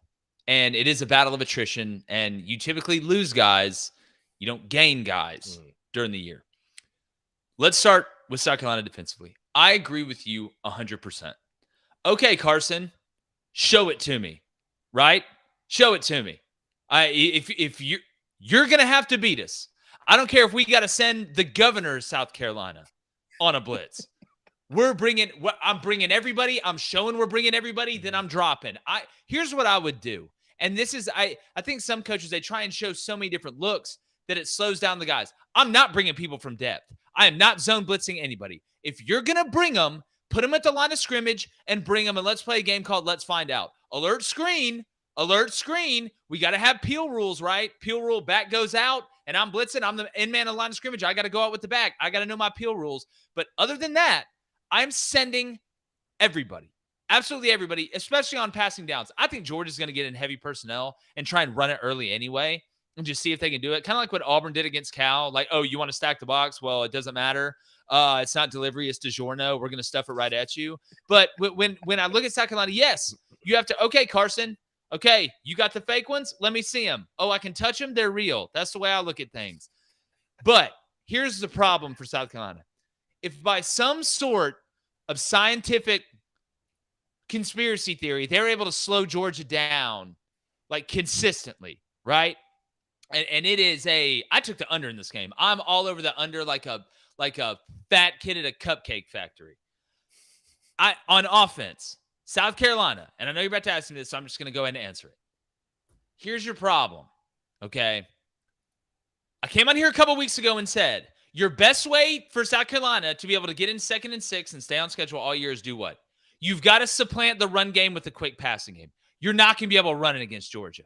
You're just not. It's just not going to happen. I don't care what type of magic, who if you know John Brinkus and Bill Nye the Science Guy, it's not going to save you. So you've got to find a way to get the ball out quick because you're not going to be able to pass protect either. And Georgia's going to be able to get there at 4. I just don't know a way in which, because Georgia, one of their biggest strengths is tackling in open space. That's what they're really good at. And when you get the ball out quick like that, you make them tackle in open space. I'm just not seeing a way, Chris, in which this ends good for South Carolina. I'm not seeing a way. Put the Rubik's Cube together. Me and my brother and Cone all sat down and turned the lights off and just started, mumbling to each other and having a seance. Got a Ouija board out. I just don't see a way in which this ends up good for South Carolina. I just don't. I was just thinking, Jake, if we go through this entire show talking about at least the South Carolina Georgia game, there's not a Hogwarts reference in there somewhere. I think I might be slightly disappointed because I feel like somewhere you want one I of feel those. Like somewhere in there, there's going to be some. And I know you and I went back and forth on Twitter this week because my next question was going to be, well, actually, I'll save that because offensively, the way Spencer Rattler's performing, if you're going to make this game weird, having a confident quarterback and a confident Spencer Rattler and the way he's balling out. To your point, I mean, I'd agree with you, Jake. I don't know if you just saw, I locked in my score prediction. I got Georgia winning this game 41-12. So I'm not under hits. Good. That's what I need. The under hits. I don't buy that, and I think actually, Jake, I'll say this. it wouldn't surprise me if South Carolina was able to bust a couple of big ones in the passing game. But even if they do that, when you get to the red zone, you have to run the ball. Like the For field sure. When the shrinks. field shrinks. So For that's sure. why I have 12 points. I've got Carolina. I haven't decided whether it's 4 field goals or 2 field goals and a touchdown with a failed 2-point conversion. I got very specific with this. Hit his beamer block a punt. Like, that's the question. Right. Like, that's the question. And right. Tim, look, comparing this offensive line to last year's offensive line is like comparing Hermione to Hagrid, okay? So calm down. This isn't the Tennessee game or the same team from last year. Different team, different circumstance. But, yeah, I mean, again, we always say balance keeps you on the beam, right? And balance isn't just run to pass. Balance is being able to make the right decision with the ball, especially in the RPO game. But, again, just like during the offseason, and I get it, everybody's talking about, oh, Spencer Rattler, how's he going to be? Spencer Rattler, how's he going to be? Spencer Rattler's the last person I was worried about. Like, going in this game, I am not worried about Spencer Rattler. And yes, Travis, last year's offensive line did blow chunks, but this one's had COVID the whole time. So I don't want to hear it. When I look at Spencer, again, the only way, quick game screens, and sometimes quick game is screen. Bubble screen, now screen. Bubble screen, now screen. Stalk and go, take a shot, right? On the screen. Pretend to block, and we're taking off. That's really the only way, man, but especially in the red zone.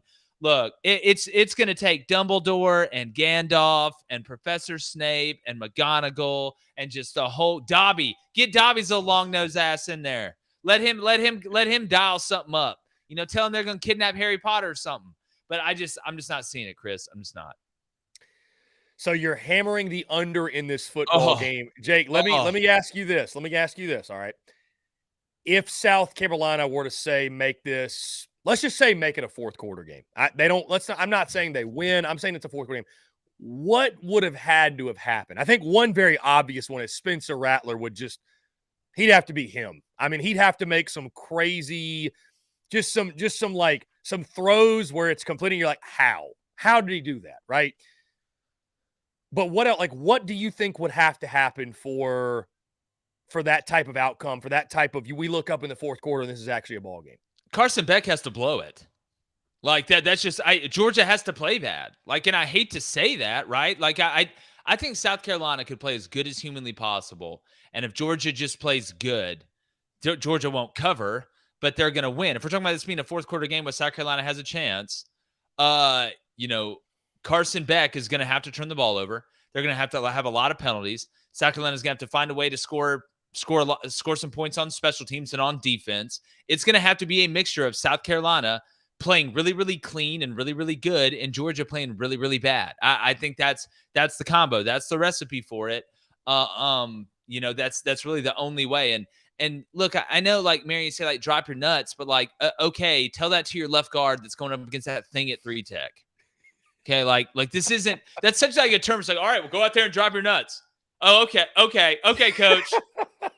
Okay, sure. I mean, hold on, Jake, let me just go against thousands of years of science. Yeah. I mean, Jake, you know as well as I do, man, the things that people will tell themselves as fans to justify and convince themselves. I had people go as far as not many people, but I've had some people literally say, hey, man, do you think South Carolina was just holding back in the first 2 games to pull a fast one on Georgia? And I'm like, if they were doing that, they should all be fired, because that's the dumbest thing you ever could have done when you needed to beat North Carolina. So either way, again, I got 41-12. Well, fans short for fanatical. Right, there's Auburn fans, we beat UMass week 1. They're like, oh my God, Hugh Freeze is the greatest coach of all time.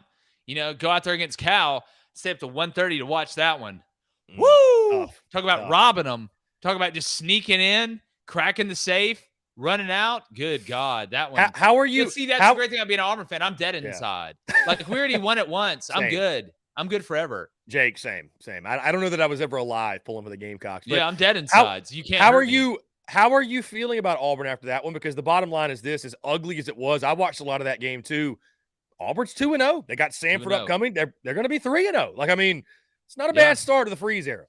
This is the worst team Hugh Freeze is going to have at Auburn. The offensive line it's about what I thought. It's a lot improved. Wide receivers really got to step up outside of a couple of them. But I was very, things I look at. First week, you come out, play UMass. Hugh Freeze goes in the press conference. We lined up wrong up front 15 times. Can't happen. Oh, defense is going to be a liability. Offense looks like the Globetrotters going up and down the field. against the UMass team that just went on the road and beat New Mexico State. Jerry Kill, who's had some success over there. Just look at his tattoo. But when you look at the game at Cal, the defense is the side that won the game. So you saw vast improvement, and the players are listening, right? And they're taking it, not to steal from Dion, but taking it personal. I think Auburn, I predicted them to go 8-4. And people looked at me like I had, 6 eyes on my head, just like the same thing with South Carolina going 5-7. And look, you never know, right? You never know in college football. Who the hell knows? At the end of the day, it's a marathon, not a sprint. But I do think this team looks more organized. They look like they're more disciplined. And again, we'll see. I mean, you're about to find out, right? But going across the country, playing at 9:30 at night on the West Coast, the first game I think Auburn's ever won in the state of California. So look, it's a win.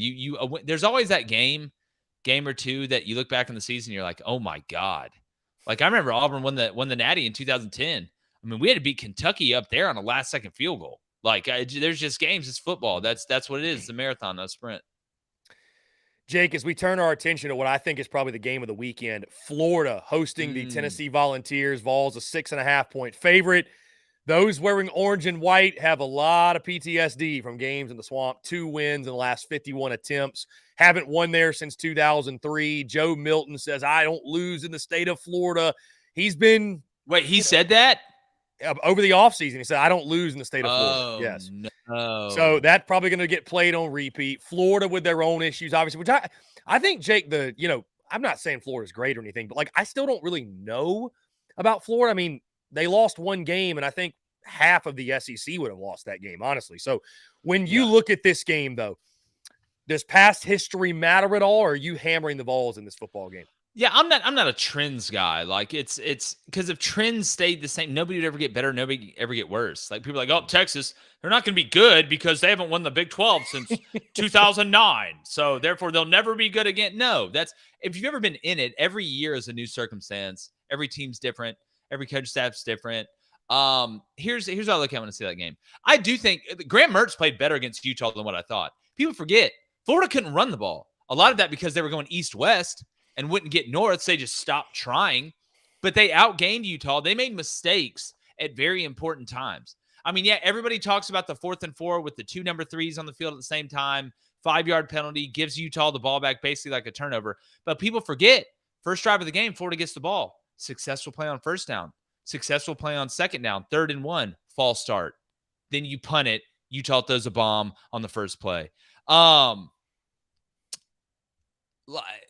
When I to try and diagnose this game, I do think Tennessee is going to win, but I don't think Florida is going to cover. And by the way, Arthur Bear, yeah, have you seen the Eagles? It's basically Georgia. So yeah, buddy. Yeah, turn the game on. Hey, Jake, to that point, because I saw that comment too, even Dowell Loggins this week said that because he spent his time in the NFL. Yeah. He said scheming against Georgia, it reminded him of scheming like when he was in the NFL. So yeah, even Dowell Loggins. That's Georgia's whole plan. I mean, the Eagles' whole plan is to make Georgia and Bama on one team in the NFL, which is brilliant. That's the smartest. When's Jonah Hill's little big ass running around there making great decisions like that? But no, look, when I look at Graham Mertz, I look at Joe Milton. Look, Joe Milton's got to prove it. And I don't hate people like, oh, Jake, you guys hate Joe Milton. I don't hate Joe Milton.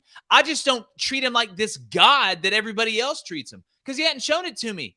Great. You beat Virginia, who lost to James Madison. That's one guy.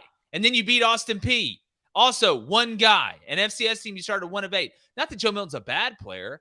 Not that he's a bad player. But at the end of the day, he doesn't make the routine throws routine. And mistakes aren't just turnovers. Mistakes are missing wide open guys on 1st and 10, and now you're in 2nd and 10 and not 2nd and 5. Mistakes are reading the wrong side of the field, even though he really doesn't do that a lot in Josh Heupel's system. That's part of the beauty of Josh Heupel's system. But Joe Milton's got to prove it to me first. That's great. You can hit a golf cart from 90 yards at the Manning Passing Academy. Can you hit somebody running a hitch at 5 yards? Right? So Joe Milton, I'm telling you right now, I think this game's low scoring. I think this game's a 4-quarter game. I think it's a 1-score game late, and I just feel like Tennessee wins this game by like 4. Like they sneak out of there in Florida. Because again, you know who makes untimely penalties and things like that? Bad teams do. And Billy's got to get that DNA out of that team. But I'm telling you, this is not, I know it feels like both programs are going in different directions, right? With Tennessee and Florida. But do not be shocked if Florida wins this game. I got Tennessee close, but I will not sit there and be like, whoa, oh, wow, if Florida wins this game. I think it's going to be tight. Jake Crain of Crain and Company. Jake, before I get you out of here, I know you got some plays that you like this weekend. Maybe you're hammering Dion in Colorado after Colorado State's head coach for some reason God, decided I'm just getting the hammer. I'm Tim Allen from Home Improvement right now. Let me just bring this up. Yeah. By the way, we have a DraftKings. I don't want to hop. I haven't seen any gambling stuff. We have a DraftKings betting group. It's easy as Crain and Company on DraftKings. Go check it out if you want to hop in our betting group. But here's what I got. Kids hot. All right, not gonna lie, Miami and Bethune really screwed me over last night, but we're not talking about that. We've moved on to today. Here's what I like for this weekend. Here's a parlay. Get your pen and your pads out. All right, give me Florida State minus 24.5 against Boston College. That's one. Second one, give me Old Dominion Wake Forest over 62. Old Dominion's got the Old Fordham OC, Old Fordham quarterback. They're going to throw it 800 times and go 1,000,000 miles per hour. Give me Indiana plus 10. I'm telling you right now, that's in Lucas Oil Stadium. Not Tim Allen, but Tom Allen. They need it really bad. I'm gonna give you a Crane-Thagorean's theorem, the 7-legger here. Give me Oregon State, San Diego State over 48.5. Hold on, I just hit the wrong button. Crazy stat for you. If a team's favored by 23.5 or more and the over-under's 49 or less, the over hits like 68% of the time. Two more. Give me Ohio State, Western Kentucky over 65.5. Austin Reed, Kyle McCord. Nobody's stopping anybody. Ohio State's going to win, but I think they'll be able to score points. Then, oh, God, the Tennessee-Florida under's already down to 56. Oh, God, it makes you feel good when you got it at 59, Chris. Hell, I'd take it at 56, too. So throw those together. Hit a couple big ones week one. Just absolutely robbing the bank with it. You should check it out, too. We do bets every day. So there it is. There it is. Break the bookie this weekend. Jake Crain of Crain and Company. Jake, you're the man. I appreciate it, man. Look forward to doing it every single week. And like I said, let's break the bookie yet again this weekend, man. For sure. Always enjoy coming on. Head over to YouTube, Crain and Company, CRAIN and Company, if you want to hang out. By the way, Jake, congrats to you guys on 100,000 subscribers. I know that already happened, but wanted to say congratulations. Thank That's you, awesome. Man. I thank you. You'll be there. You'll be there in a week. Don't worry. But no, man, you guys keep crushing it over here, and really appreciate it, guys. Jake, you're the man. We'll talk soon. See you, bud.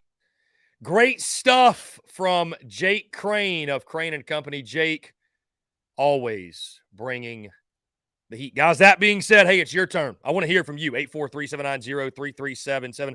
That's 843-790-3377. Your questions, your comments, your calls, and more on the other side of this break. You're tuned in to the Daily Crow. The Daily Crow is brought to you by our friends at Carolina Cigars. Carolina Cigars has been in operation since 2008, recently taken over by the Peterson family in 2020. Whether you're new to the cigar scene or whether you've been enjoying cigars your entire life, Carolina Cigars has the expertise and knowledge to make your visit to their shop enjoyable. Stop by for a fine cigar and experience their classic cigar lounge, where people come together, share conversations, and become friends. So if you're into cigars and you're on Hilton Head Island, you really do need to go by and see them. They offer same-day shipping nationwide, free delivery island-wide for weddings and all special occasions. They're also proud to offer premium cigars at 9 outside humidor locations around Hilton Head Island, and they have special events throughout the year as well. They want to talk to you. They want to engage. They want to share with you their cigar selection they're very proud of and their beautiful cigar lounge. When you're in the Low Country, there's only one place for cigars. That's Carolina Cigars. And there's only one place I get my cigars. That's Carolina Cigars, Hilton Head Island's premier cigar merchant. Come and share your passion. It's all here at Carolina Cigars. Give them a follow on Instagram at Carolina_cigars. Or give them a call today at 843-681-8600. That's 843-681-8600. Smoke them if you got them, and tell them that Chris from the Spurs Up Show sent ya. The Daily Crow is also brought to you by our friends over at A1 Air Quality Consultants. headaches, coughing, running nose while in the office or just in your home, call A1 Air Quality Consultants to have your air checked today. From Columbia to Asheville, Anderson to Charlotte, they are your breath of fresh air for all of your air quality needs. Be sure to give them a call or shoot them a text today at 864-619-2092. That's 864-619-2092. You can also contact them via email at a1airqualityconsultants@gmail.com. Be sure to check them out. We thank A1 Air Quality Consultants for their love and support of the Spurs Up Show, and tell them that Chris from the Spurs Up Show sent ya.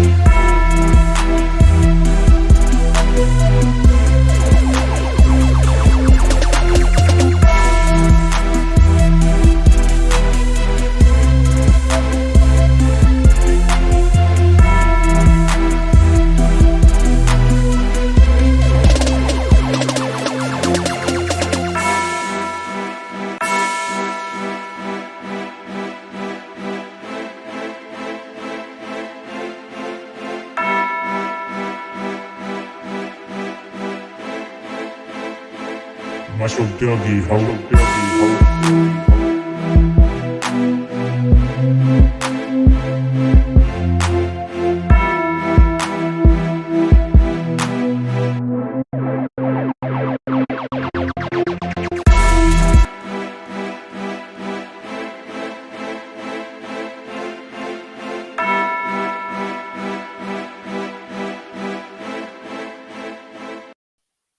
All right, ladies and gents, we are back here on this Friday, September the 15th, 2023, and our Q&A Power Hour here on this Friday officially begins. We are taking your questions, your comments, your calls as well at 843-790-3377. That is 843-790-3377. The phone lines are open. I want to hear from you, your thoughts, your predictions, your projections, what have you. And you know what? I love the energy today. Y'all are fired up. Y'all are pissed off. That's good. Good. You're going to need that. That's good. That's good. I like to ruffle the feathers of some Gamecocks every now and then. Make sure you guys are awake. Make sure you guys are paying attention. I love it. I love to see it. The energy's high. It should be on the eve of the SEC opener.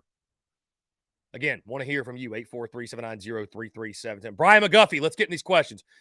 He says, I'm a diehard Gamecock fan, but George is going to absolutely roll tomorrow. Way too many issues on the Gamecock side. I hear you. Let's go ahead and get into these questions. Phone lines.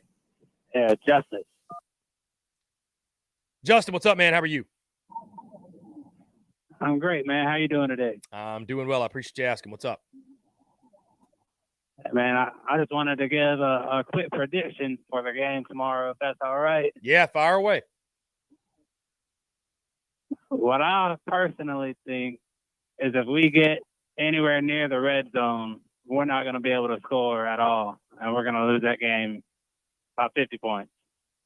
I think if we can fire Spencer up like he has been the past 5-6 games, and we do some trickery, maybe put maybe put Doty back at receiver like he was against Furman and just make some big old plays, big old passing plays, then we can pull that game out. If Spencer comes out playing like he did against Tennessee last year, or even against Clemson, and he can just hit on those big plays, I think we can win that game probably like 31-24 or something like that. It'll be close, but I think we could pull it out. But we got to have some trickery. We got to have Spencer comfortable somehow. But I think we could do it. I hope you're right, my friend. It will definitely take a unique set of circumstances. Spencer Rattler playing his best and Georgia not playing so great to make it happen. But I would love to see a 31-24 final in favor of the Gamecocks. I think it's possible. We just got to definitely get some big plays in there and stay away from the red zone because we're not going to be able to punch it in on the ground where it's not. Yeah, I would agree. I think it's going to be tough sledding in the running game. I think definitely airing it out and use your weapons on the outside. I think that's the way to go if you're South Carolina. Definitely, man. But I appreciate letting me call in. I just wanted to get my quick prediction in there. Hey, I appreciate the call, man. Look forward to watching the rest of your show. Yeah, man, I appreciate it. Yeah. Thank you so much. Yeah, man, great stuff. 843-790-3377. Mad Dog in the Discord says, is Juice Wells playing Saturday? Again, the curious case of Juice Wells. Again, I'll go back to what Shane Beamer said in his call-in show. Quote, he's fine. There were questions about his health, but Juice is good. Juice is very focused and has done everything this week. Then when Shane Beamer was questioned about, will his health, what's the chances his health limits him against Georgia? Shane Beamer said 0%. I hope it's true. I hope it's true. I really do. As much as I like Shane Beamer, though, guys, I've just completely I put no stock in that type of stuff. I hope that Juice Wells' play on the field tomorrow shows me how healthy he is. That's what I'm hoping for. I heard he was healthy for UNC. I heard he was healthy for Furman. I want to believe he's 110%, but we've literally heard this before. So, I just burn me once, fool me once, shame on you, fool me twice, shame on me. You're not going to fool me again, right? So I just hopefully the third time's a charm and Juice Wells is actually healthy. I mean, guys, I'd say this. How does it change the game if Juice Wells plays? I don't think it changes it at all. The problem for South Carolina isn't at wide receiver. The problem for South Carolina is on the line of scrimmage, as Jake Crain and myself and many have said. Like, South Carolina just does not have the bodies up front to win a game like this. They just don't have those bodies. And so it kind of makes the conversation about Xavier Legette and Juice Wells and Trey Knox kind of a moot point. Like, what does it matter? If you can't block, if you can't run the football, if you can't have any semblance of balance, it's just not going to mean much. And I, guys, again, I'm not here. I've seen some of the comments throughout the show. I'm not here to be Debbie Downer and woe is me. And this is an anti-Gamecocks podcast. Well, this will be a dumbass Gamecocks podcast if I pick South Carolina to win this football game tomorrow. This will be a dumbass and sunshine-pumping Gamecocks podcast if I were to pretend to you like South Carolina isn't playing the back-to-back national champions, the number one team in the country. Like, bro, I'm going to call it as I see it. I'm going to give you a real honest take, and that's it. That's how, I don't have to explain myself. That's how TSUS, that's how what we're doing here has been built. But I was fooled in week one, right? I mean, I picked South Carolina to beat North Carolina, and I thought the line of scrimmage would be better. Guys, until I see differently, I mean, that offensive line performance, that defensive line, what we saw in week one, that's who this team is right now. I don't think in 2 weeks' time, those two units have just completely flipped their games. I don't see it. Let's jump to the phone lines here. Chad. Chad, what's up? How are you? Hey, Chris, hold on, let me get you up. Hey, Chris, so I'm doing well, sir. A couple of things I have to ask you.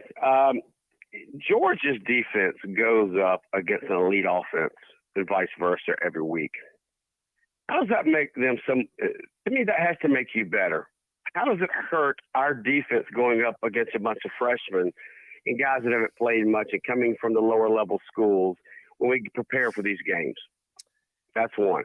But two, does it make Spencer Rattler better because he's got to be more precise and be on the move more? That's my question. Yeah, I mean, I think to your point, Yeah, I think iron sharp. And I'm gonna take you off the air because there's a bad echo. But I think iron sharpens iron. I mean, to his point, I think iron sharpens iron, and that's why it's important to build depth, right? I mean, you think back to South Carolina back in 10, 11, 12, 13 when, your offensive line's going up against Jadeveon Clowney and Kelsey Quarles and Devin Taylor and Cliff Matthews. And, it's a luxury to know, we're not going to see anybody better than the guys we go up against in practice every single day. So, it certainly helps Georgia. I mean, when you build that type of depth and you're able to go against those guys on a weekly basis, and I mean, I don't know, maybe you could argue that it gives coaches some misevaluation because all we heard is man, this unit's crushing this unit. It's the O-line's doing this against the D-line, the D-line's doing this against the O-line, and you're like, well, damn, after seeing a couple of games, you understand why that's the case. I said why that's the case.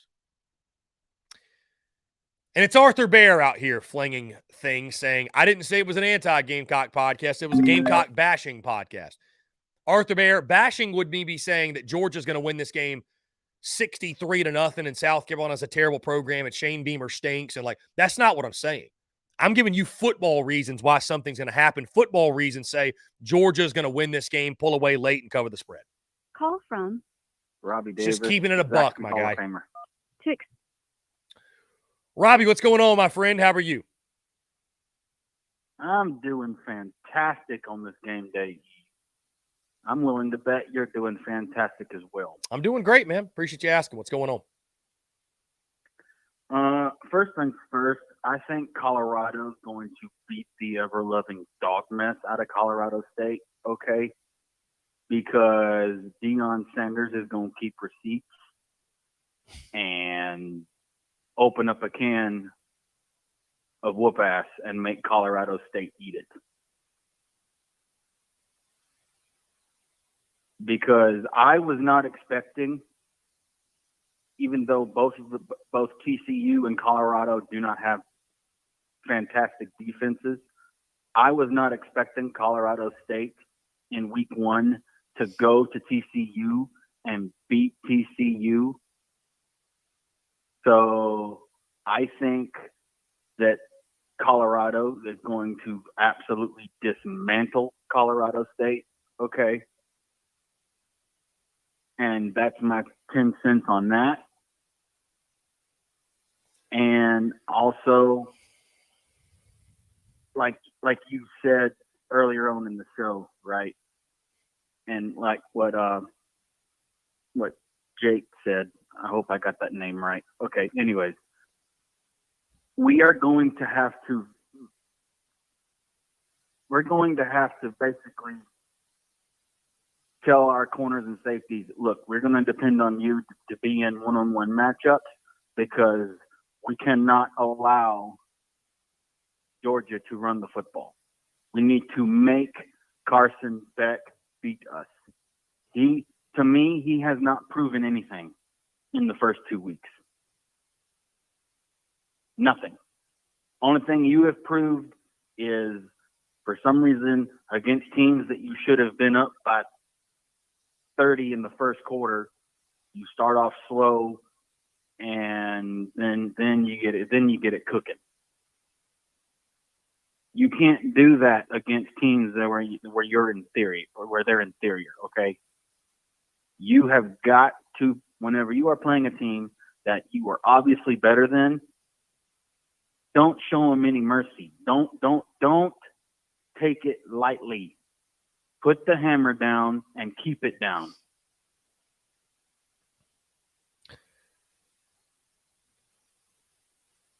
So, Robbie, what was your score prediction for Carolina, Georgia? What was the score? Give me a score here. Give me a number. Well, I forget what it was. Give me a number here. 42-17. Okay, 42-17. Okay.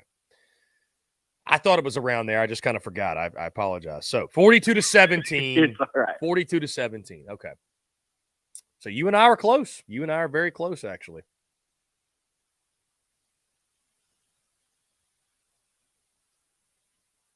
And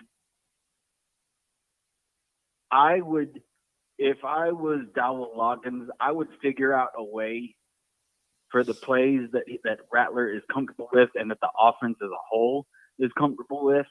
Figure out a way to, if those plays don't involve him going out of the pocket, figure out a way to where we can do those plays that the team is comfortable with, but also move him out of the pocket. Because if he ends up being a sitting duck, we're screwed. Indeed. Yeah, I think it's going to take a masterful game plan from Dowell Loggins offensively. I think an aggressive game plan from Clayton White defensively. Beamer ball to show itself. Georgia to not play its best game. And South Carolina to play its A-plus game. And maybe then I think South Carolina could pull the upset. Maybe. So it's going to take some unique circumstances. College football is a crazy game. Sure. Who knows what may happen, but I think that's just where you are, man. And I just South Carolina in the trenches. South Carolina's got skill position guys. Carolina's got skill position guys. They are in no way ready to compete with the back-to-back national champions in the trenches, and that's where this game will be won and lost. That's the bottom line. That's the shortest. That's the simplest way to put it. You got Spencer Rattler. You got Xavier Legette. Maybe Juice Wells is actually healthy. You got some nice DBs.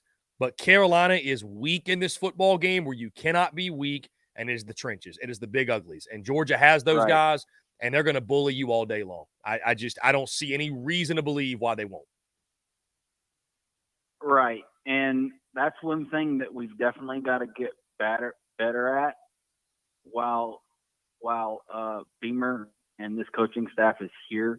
We have got to get the right guys to be on the offensive and defensive lines.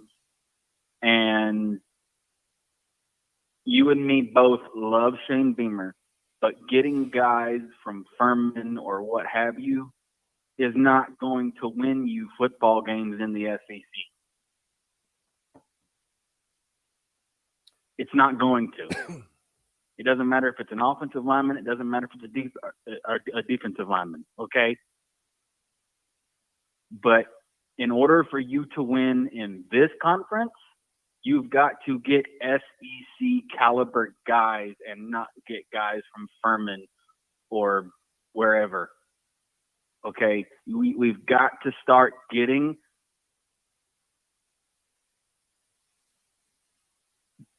bigger dudes from bigger schools, because if we don't, I don't think our defensive coordinator is going to be here for much longer. And that, I feel like, is one of the problems to why his defensive scheme has not worked the last 2 weeks, really.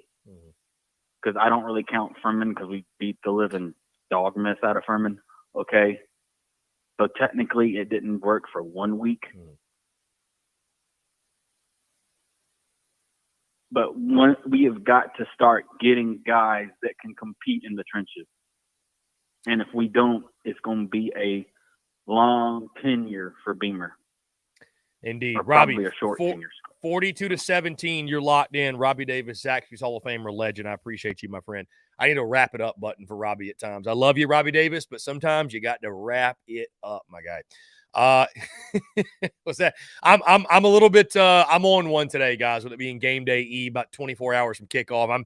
We got a lot of callers, a lot of questions. Let's keep it moving. Our guys stand on business. And I'm gonna laugh at this because I know Cody stand on business is trolling. I know he doesn't think Georgia's actually going to win, or South Carolina's actually going to beat Georgia. I think he's doing it for the bit, which I respect. But he does say things like, I don't think Georgia will be able to run the football. They'll have to throw most of the game to win. Beck will need 350 yards passing at minimum. Where is that coming from? Like, what have you seen from Carolina's defensive front? Guys, I think this defensive front is 2014 or 2015 level bad. Who does Carolina have in the trenches to slow Georgia down? I know Georgia. Guys, like I've mentioned before, Sure, Georgia has started slow against UT Martin and Ball State. Every dog plays with their food every now and then. I'm just not buying into that Georgia is some fraud of a number one because they've had somewhat of a slow start against these two teams. Guys, how fired up do you think their players were to play those teams? How much do you think Georgia's coaching staff showed in their game plan for the game, offensively, defensively? Like, how much do you think they really showed in those games? And then what's rich is South Carolina fans wanting to come at Georgia fans for slow starts. Was it not 14-7 Furman in the second quarter last week?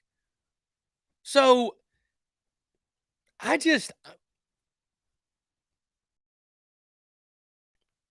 going to need more from you than that. That's all I'm saying. I'm going to need more from you than that. Anyways, let's get back in your questions here.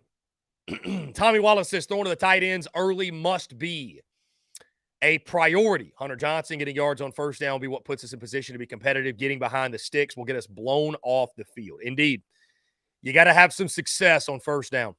You got to have some success. My guy at Damn Beast Media has this to say, and here's a fun fact.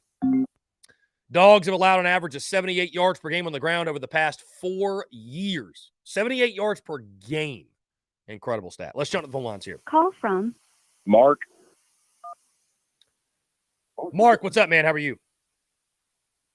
Hey, man, I was just wondering, I was looking at the Clemson plan the other day, and yeah, I know who this is. This is Spider-Man. We're going to go ahead and get this out of the way. I'm actually trying to take serious callers today. Let's play a game of find out how to get your number blocked on the Spurs Up Show. Congratulations. Congratulations, Slapdick. You have won. You are a winner today. Anyways, let's keep it moving. I'm actually trying to talk some ball today. I don't have time for people to waste airspace. If you want to waste airspace, start your own show, and I'm sure the people that tune in would love to hear you slapdick yourself for 3 hours. I don't know. Either way, let's see, or however long you want to go. Let's see. Arthur Bear. Games aren't played on paper. Gamecocks most of the time win a game they aren't supposed to. Will it be this game Saturday? Probably not, but we have to give the Gamecocks a little more credit. Arthur Bear, why? You act as if my prediction determines the outcome. If that were the case, Arthur Bear, I'm going to let you in on a secret. If that were the case, I'd pick South Carolina to win every football game.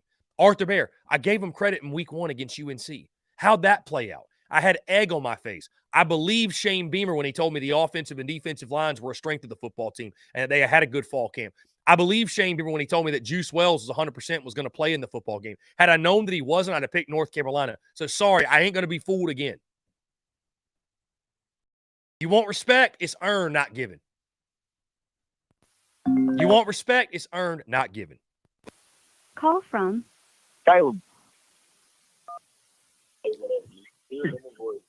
Yep, that's another one. The Spider-Man callers are out and about. I appreciate you guys calling in, but again, let's play. You gotta be more creative.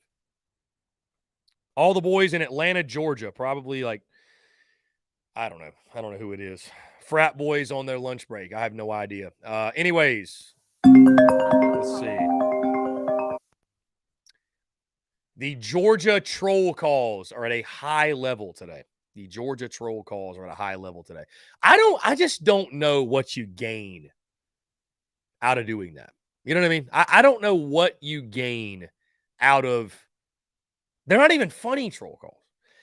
Eric says, as a Gamecock fan, how were y'all mad at this pick after the loss last year? Yeah, I mean, I remember I caught some hell last year. I think I picked, 38-10 or something like that, and people were upset and ended up being 48-7. So, I mean, I gave us too much credit going in this game last year. So, I'll tell you this. My other score prediction, I was somewhere around like 38-9 Georgia. It would not surprise me at all if South Carolina did not get to double digits. I'm not of the belief like everybody else that South Carolina is going to. It's going to be some offensive display and Carolina's going to go up into the field. Guys, one win against Furman is all it took for people to think that South Carolina is just going to go out there and score 28 points and go up and down the field on the Georgia defense?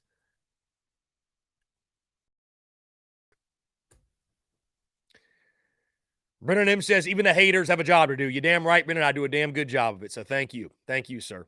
Appreciate you. I do a damn good job if I do say so myself. Big Wash, if we win, he owes Beamer and the team an apology. Big Wash, I'll give an apology and then some, my guy. But here's the reality, Big Wash. It ain't happening. It ain't happening, Big Wash. It ain't. Point blank, end of story. And what you, Big Wash, and everybody else needs to hope for is that it's a 14-point game. Heck, it's a 10-point loss. If that's the case, that is a win for South Carolina. Don't hang the banner. I'm not saying that, but it's a win. You know it. I know it. We all know it. So stop kidding yourself. Let's jump into a quick break. You're tuning to the Daily Crow. The Daily Crow is brought to you by our friends at Carolina Cigars. Carolina Cigars has been in operation since 2008, recently taken over by the Peterson family in 2020. Whether you're new to the cigar scene or whether you've been enjoying cigars your entire life, Carolina Cigars has the expertise and knowledge to make your visit to their shop enjoyable. Stop by for a fine cigar and experience their classic cigar lounge where people come together, share conversations, and become friends. So if you're into cigars and you're on Hilton Head Island, you really do need to go by and see them. They offer same-day shipping nationwide, free delivery island-wide for weddings and all special occasions. They're also proud to offer premium cigars at 9 outside humidor locations around Hilton Head Island, and they have special events throughout the year as well. They want to talk to you. They want to engage. They want to share with you their cigar selection they're very proud of and their beautiful cigar lounge. When you're in the Low Country, there's only one place for cigars. That's Carolina Cigars, and there's only one place I get my cigars. That's Carolina Cigars, Hilton Head Island's premier cigar merchant. Come and share your passion. It's all here at Carolina Cigars. Give them a follow on Instagram at Carolina_cigars, or give them a call today at 843-681-8600. That's 843-681-8600. Smoke them if you got them, and tell them that Chris from the Spurs Up Show sent ya. The Daily Crow is also brought to you by our friends over at A1 Air Quality Consultants. Headaches, coughing, running nose while in the office or just in your home, call A1 Air Quality Consultants to have your air checked today. From Columbia to Asheville, Anderson to Charlotte, they are your breath of fresh air for all of your air quality needs. Be sure to give them a call or shoot them a text today at 864-619-2092. That's 864-619-2092. You can also contact them via email at a1airqualityconsultants@gmail.com. Be sure to check them out. We thank A1 Air Quality Consultants for their love and support of the Spurs Up Show, and tell them that Chris from the Spurs Up Show sent ya.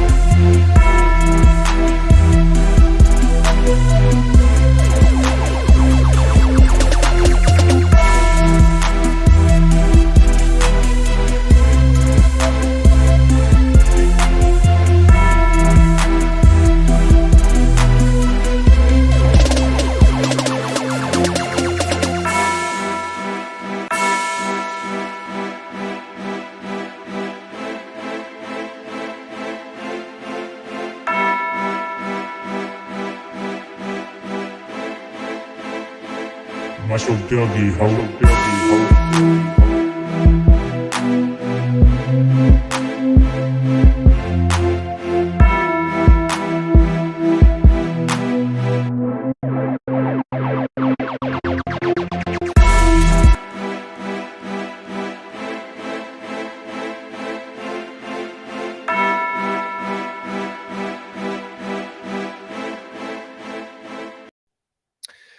All right, guys, we're back here on this Friday, September the 15th, 2023. Want to continue to hear from you, 843-790-3377. That's 843-790-3377 here on this Friday. Keep your predictions coming, your comments, everything else. We sit here the eve of South Carolina and Georgia, and you have a little extra fired up today. Yeah, when it's the eve of that game, that's a big deal. Let's jump to the lines here.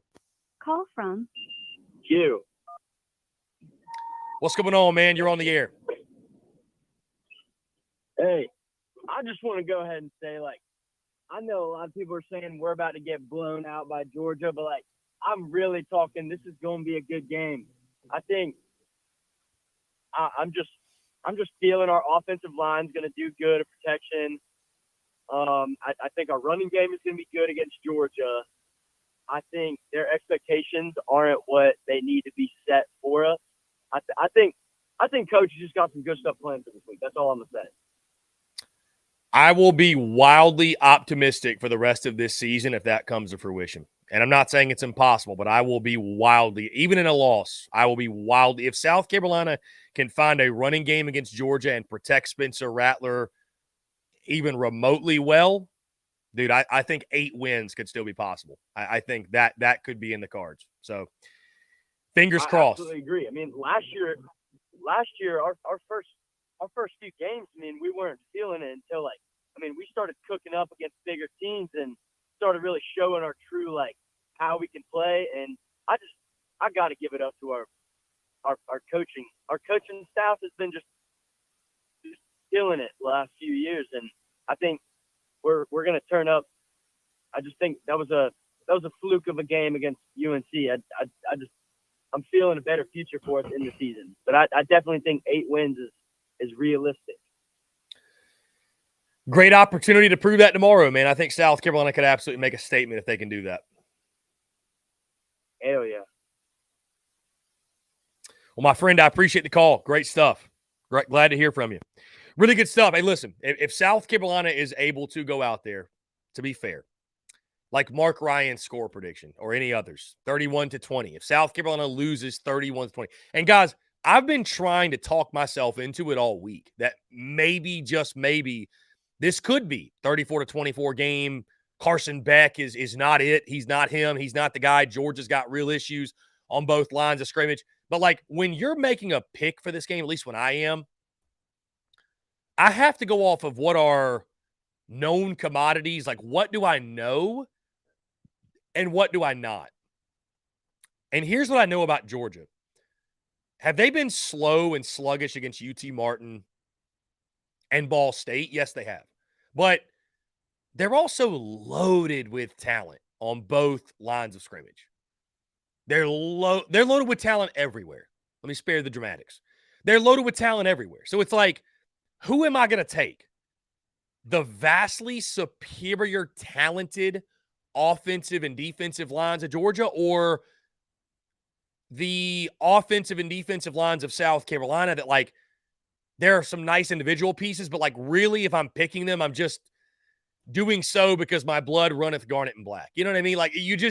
There's not a whole lot to point to say that South Carolina on the line of scrimmage. I mean, the Gamecocks guys, they ran for 2.8 yards per carry against Furman. And so, as I said earlier in the week, every scenario in my head that has the Gamecocks keeping this a tight ball game into the fourth quarter goes against all conventional wisdom and everything that we know about these football teams. Without things like defensive scores, special team scores, a number of turnovers by Georgia. Without those things, South Carolina to win this football game will have to run the football to establish balance and give Spencer Rattler time in the passing attack to go downfield. The Gamecocks have not done that. They have not shown they can do that.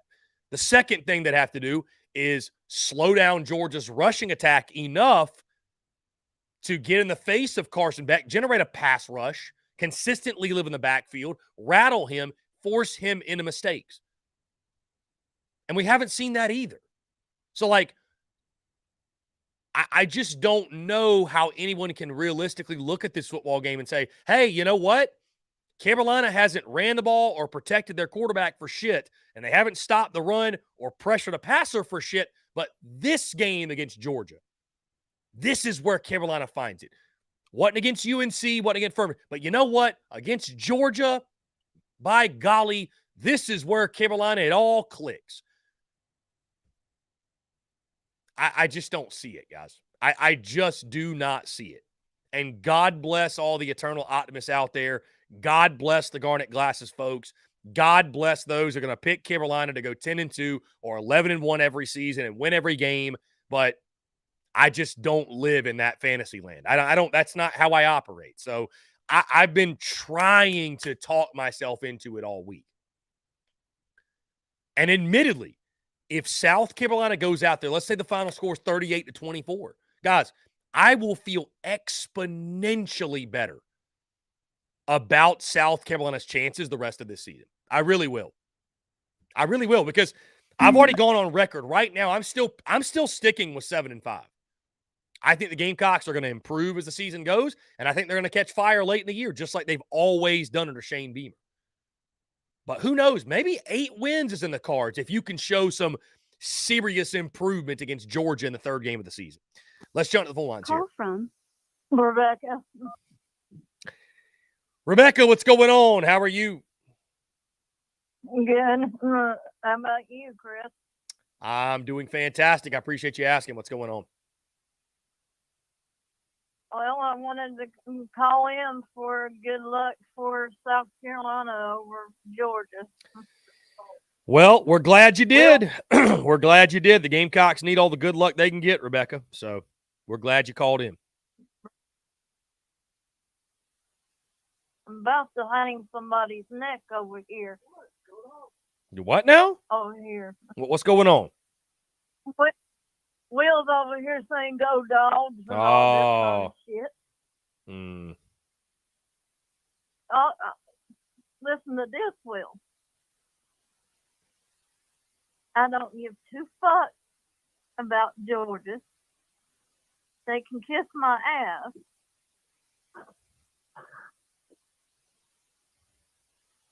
And I don't give a damn about them.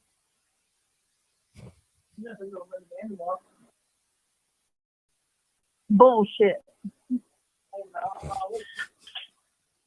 But anyway, Chris, he's just trying to get me all wired up, as you can see. Yeah, I can tell. So I just thought will you shut the hell up? I'm on the radio. But anyway, I just thought I'd call and wish everybody good luck. Go Gamecocks. And I will talk to y'all, I don't know, probably Monday. Indeed, Rebecca. Hopefully you call in after South Carolina gets that upset win. I will. And like I said, go Gamecocks. Indeed, Rebecca. Go Gamecocks. I appreciate you. Y'all have a good weekend. All right, we will. All right. Great stuff from Rebecca. What a call. What a call. We're hearing Rebecca and her man fighting on the airwaves, fighting on the radio. What a time. Let's jump to the phone lines here. Spur your enthusiasm. Spur your enthusiasm. What's up, man? How you doing? What's up, Chris? Doing all right. Just figured I'd give y'all a quick call in before I go to pick up my kids. But, hey, there you have it. Rebecca called in. Cox by 90. That's it. 44-27. It's a guarantee now. It's a guarantee. We got the Rebecca call. It's a guarantee now. Yeah. Like, we got the Rebecca call. That's all we needed. Now the offensive line will do their job. That's all we need. Yeah, I'm just trying to think about Bryce. I'm trying to think about what I would do if Carolina actually won that football game 44-27 tomorrow. I really am. Well, the first thing you need to do, the first thing you got to do is buy one of my damn T-shirts, because that's fucking win anyways mentality if I've ever seen it. I guess so. I guess so. That for sure would be a starter. I just yeah. I don't even know, man. I feel pretty good about our chances, and I know when you talk about the Garnet coverage classes, crazy people out here that see 10-2. I know you're talking about me. You're far. Cool. Listen, Bryce. You're far from the only one, my guy. You're far from the only one. Last year we had a guy. Last year we had a guy call in, James Reynolds, follower of this show, that that swore that South Carolina was going 10-2 last year, and he actually went as far as to say the reason that South Carolina wasn't going 10-2 was because of fans with loser mentalities like myself who were picking a 7 or 8 win season. He picked 10 wins last year. He picked 10 wins this year with scores. So, there are others out there that are not named Spur Your Enthusiasm, believe me. I mean, last year, I still don't hate the picks that I had last year to go 10-2. When I look at, how bad now Nebraska's offense is now and how much Marcus Satterfield just harpers and just causes problems for that Nebraska offense, I'm like, you take him out of the equation, I don't see why that team can't beat Missouri or Florida. Mm-hmm. Like, there's your 10 wins. Yeah. But with that in mind, if this offensive line can block for Spencer Rattler, that's all we need to have an offensive performance once the likes of the Tennessee game from last year. Especially if Juice Wells is locked and loaded along with Xavier Legette.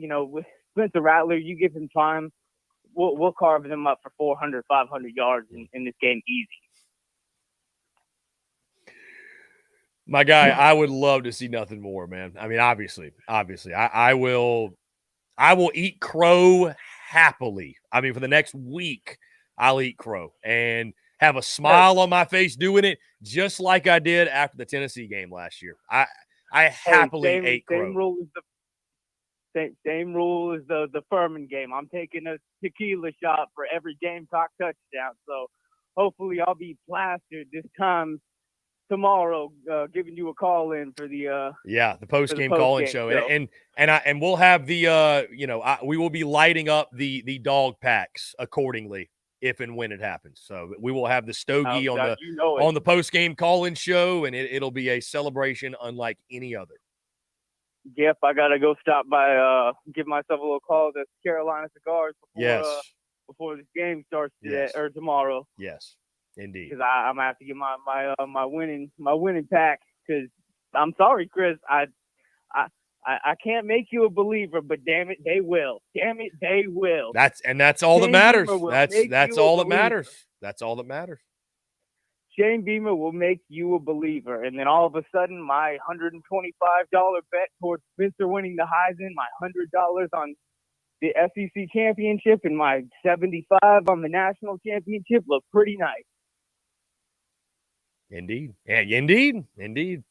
Yeah. So, hey, listen, fingers crossed, man. I'm hoping it happens. And you know what? Maybe you've just turned me. I might have to flip my prediction now.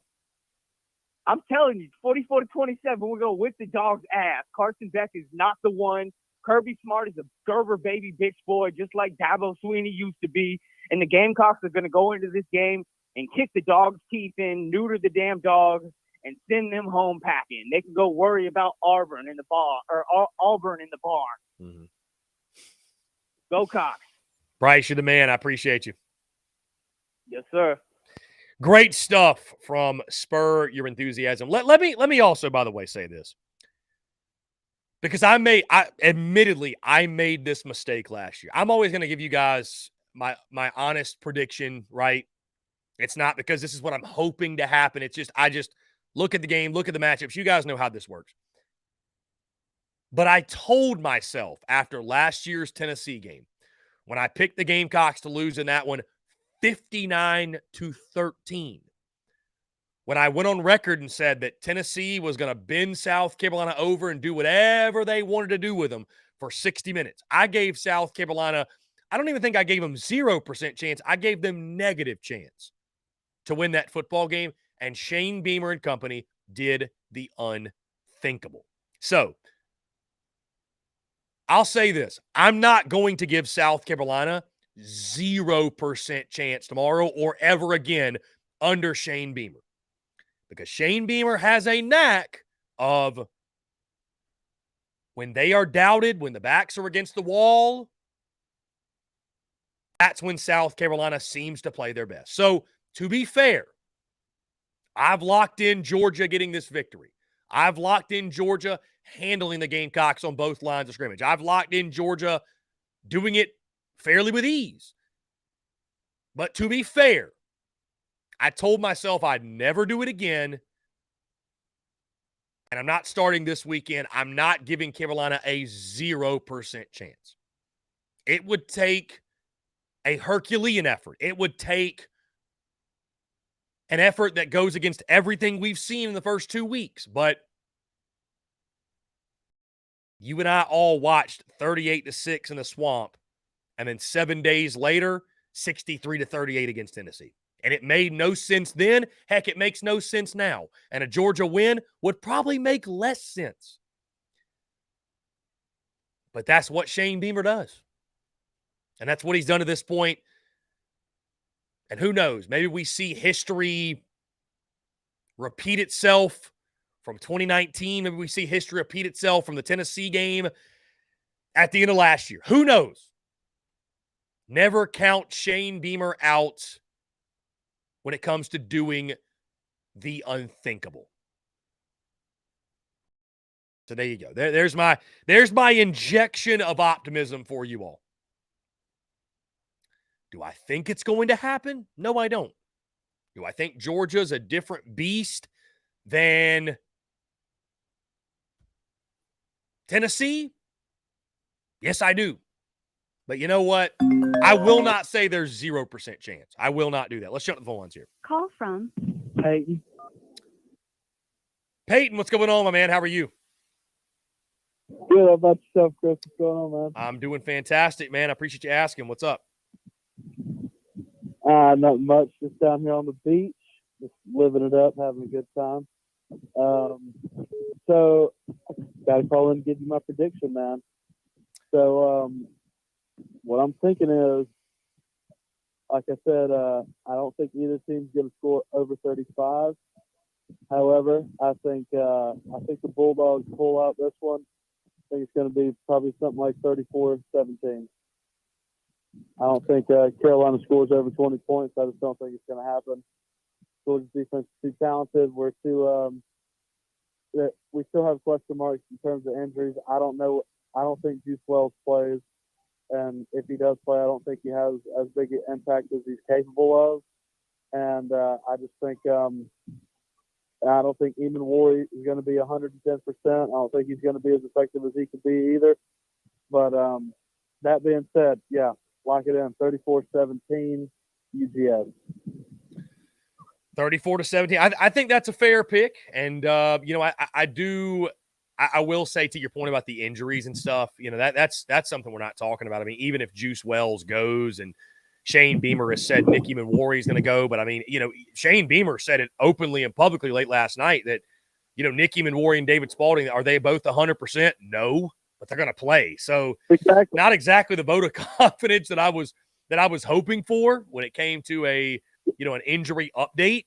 And you have to wonder, like you mentioned, what is the impact of a guy like Juice Wells coming back from a really tough foot injury that Dabble Loggins literally said 99% of people would not come back from. So, yeah, there's not a lot of promising words coming out about Juice Wells' injury. Right. But all you gotta do is just keep your fingers crossed and hope he'll be ready by.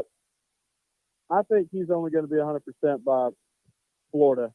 I think the Florida game is when we might see him make his 100% return, because I just think that's the safe play. I mean, I don't expect him, if he's not 100% this week against Georgia, I don't expect him to be 100% next week against Mississippi State. But, granted, you do have the bye week, and then you go into Florida. Or do I have that backwards? Is that right? No, that's right. No, you're right. Mississippi State next week, then Tennessee the following. Oh, gotcha. Okay. Yeah. Well, yeah, I mean, if he's not 100% this week, I don't expect him to play him against Mississippi State. But it's just one of those things, man. I mean, you wouldn't expect it to be this lingering. Like I said yesterday, I don't know if I was mentioning it to you or not, but I believe that they rushed him back against UNC, and I don't think he should have played against Furman. I think we made the wrong move. I think we should have kept him on the shelf until this particular game right here started SEC play. I think we messed it up. I think we let Juice Wells kind of make a decision for himself a little bit. I think we rushed him back. So yeah, I don't know if that's gonna. I mean, now honestly, having him back would not make a world of difference. It might make a touchdown difference, but like I said, I mean, I just think the talent discrepancy is so big, and we're going to have to ask a lot of craziness to happen and a lot of chaos to go down in Athens for us to even have this as a one-score game or have the opportunity to win this game. So, but yeah, that's my pick. 34-17. Lock it out. Peyton, I love it, man. I appreciate the call. Definitely, I know you're down there in Hilton Head. Make sure you stop by Carolina Cigars, man. I told them they might have a visitor coming by to get that Bulldog pack. Yeah, I posted it on my story. I tagged you guys in it. I tagged Carolina Cigars and you. I got it secured. Got it. Okay, so, awesome. Yeah, I'm hoping to. And I also got a sweet Beamer Ball sticker with Spurs Up Show on it as well. Nice. Yeah, just got some goodies from them, but hopefully I'll be able to smoke that lovely stick tomorrow. and sweet victory. Indeed, bro. I love it, man. I love it. That's awesome. Absolutely, brother. Absolutely, man. Well, if we win, you'll definitely hear from me after the game. But if we lose by big, I can't guarantee anything. But because I might just want to go to bed after that. But anyway, I'll holler at you Monday for sure, buddy. Sounds good, my man. Yeah, absolutely, dude. Thanks for the episode. Go Cox, buddy. I appreciate it, man. Peyton, I appreciate it. You're the man. 34-17. I admittedly I'd sign up for that. I would take that. I think that'd be a good valiant effort. I think South Carolina in that situation, at least late third quarter, I think that's a ball game where Georgia's, having to work for it at minimum. Nikki Brown, let's get into some more predictions. Predicting 35-3. Hate to, but without some turnovers or blown coverage, I don't think we score. We don't have a line on either side. I give Coach Beamer all the credit for generating the wins we've had the past couple of years, but we lost all but two of the playmakers we had, and he hasn't gotten enough recruits yet to compete with a Georgia.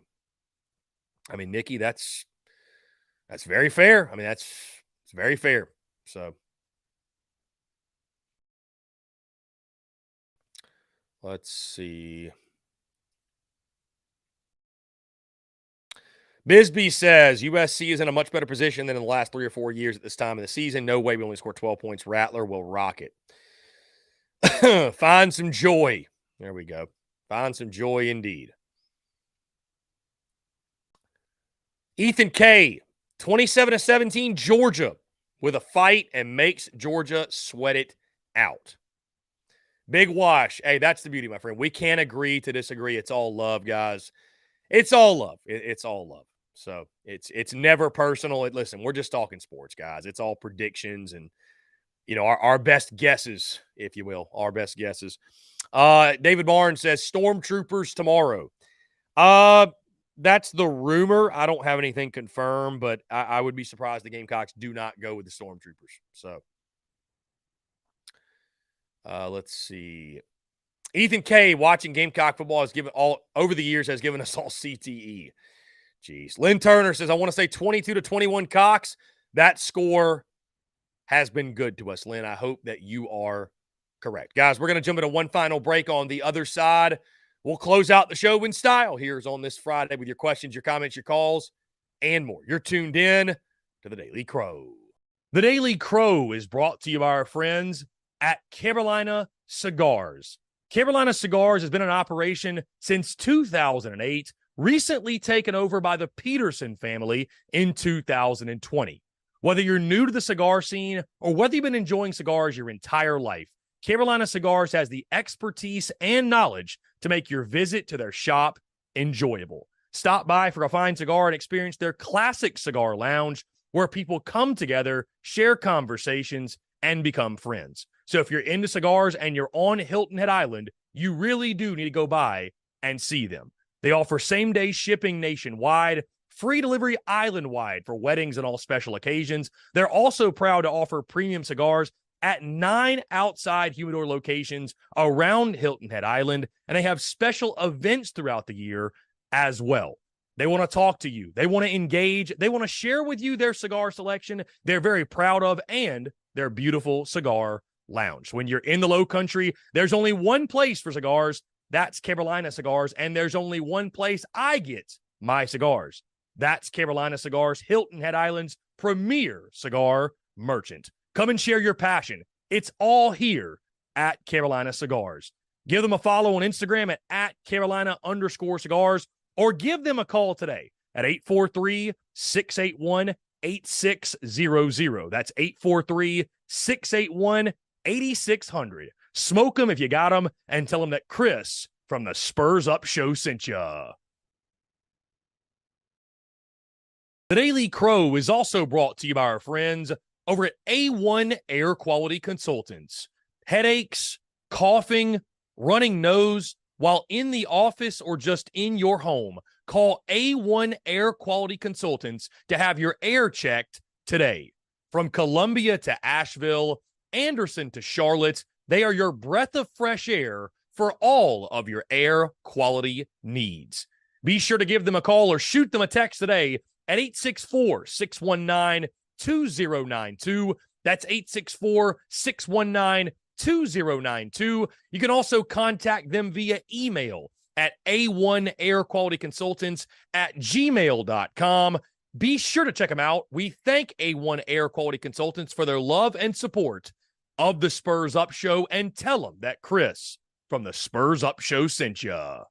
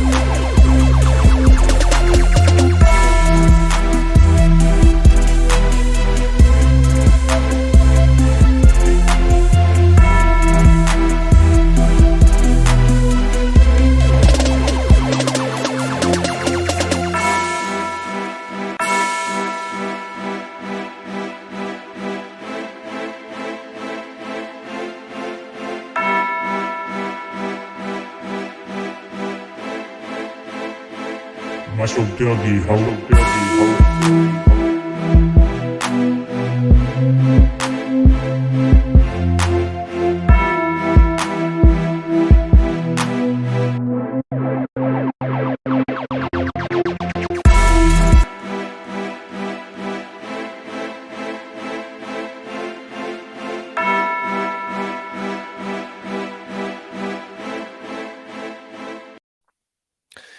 All right, guys, we're back here on this Friday, September the 15th, 2023. Final 10 minutes or so here on this Friday as we get ready for Gamecocks and Bulldogs between the hedges in the SEC opener. Tomorrow afternoon, 3:30 kick on CBS, the CBS game of the week, guys. Final 10 minutes. Get your questions, your comments, your predictions in. More than anything. CJ, we'll start with him.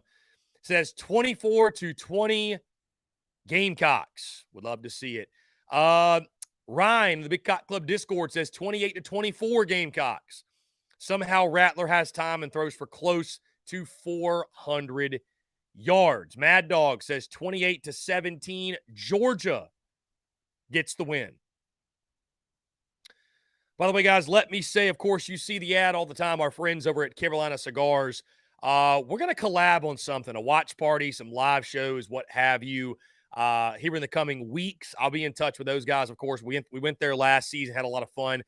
But I think even with some extra time to promote and maybe making it, again, a watch party for an actual game, hanging out with the Low Country Gamecocks, smoking some cigars, having a good time down in Hilton Head. Definitely got to make sure and will make sure we make it down there this season, guys. So, again, make sure you check out Carolina Cigars. Follow them on social media. Hit them up for your victory packs. Give them a call. All that good stuff. Get your victory packs today. They ship super fast. So if you need your packs for Georgia, of course, for the Mississippi State games and moving forward, they have got you covered. David Barnes says, who has an Izzy McQuamu game to help us escape with a victory? If there was going to be a guy that did that, I'd probably say, why couldn't it be Tonka Hemingway, right? After this week, wouldn't that be something? Wouldn't that just be poetic justice, right? If Tonka Hemingway had a big game, wouldn't that be something? Ruination says, I predicted 35-10 Georgia in my preseason predictions, and I'm sticking to it. I think that's fair. I mean, listen, Ruination, I picked 41-10 in my preseason picks, and I don't know. I just felt like changing something up. So I went 41-12. But Mad Dog says, I had us 10-2 at the beginning of the season. That has changed after watching the first two games with a lot of work to do. A Gamecock win will have to come by turnovers and a score. Who knows? Maybe it could happen. Maybe it could happen.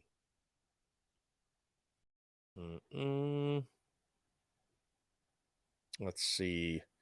Alonzo says, Gamecocks win. Let's see. Jeff Gullidge, uni picks, go with Georgia uniforms. Maybe we'll have a better chance of winning. Spur your enthusiasm, says White Garnet. Coach Ford says, Chris, you need to call Parcells and find some joy. Ethan K, fun fact, Georgia had 0 sacks against us last year. We'll see if our line holds up. Ethan K, somehow that does not make me feel better. It doesn't make me feel better to think that Georgia has had 2 sacks against South Carolina over the last 2 years and has done what they've done to the Gamecocks. You know what I mean? Like, I'm like, what if they have 3 or 4 sacks in a game? Like, what's it going to look like then? Austin Gregory says, as it pertains to putting Sellers in the game this week, because that seems to be all these Carolina fans on Facebook can talk about, break glass in case of emergency. Point blank, period. Yeah, this is Spencer Rattler's football game. Spencer Rattler's team. Yeah. Arthur Bear, Crain and company making fun of our offensive linemen. That's bashing Chris. Well, Arthur Bear, I mean, we like to talk about this thing. It's lighthearted. It's sports. It's fun. Listen, here's the unfortunate part, Arthur Bear. There's nothing that South Carolina's offensive line, there's nothing that Jake said about the offensive line that's anything worse than what they did in week 1 themselves. So if you don't want a guy like Jake Crain to pick and prod and poke a little bit and have some fun with you, don't give him so much material to do so with. That's all I'm saying. That's all I'm saying.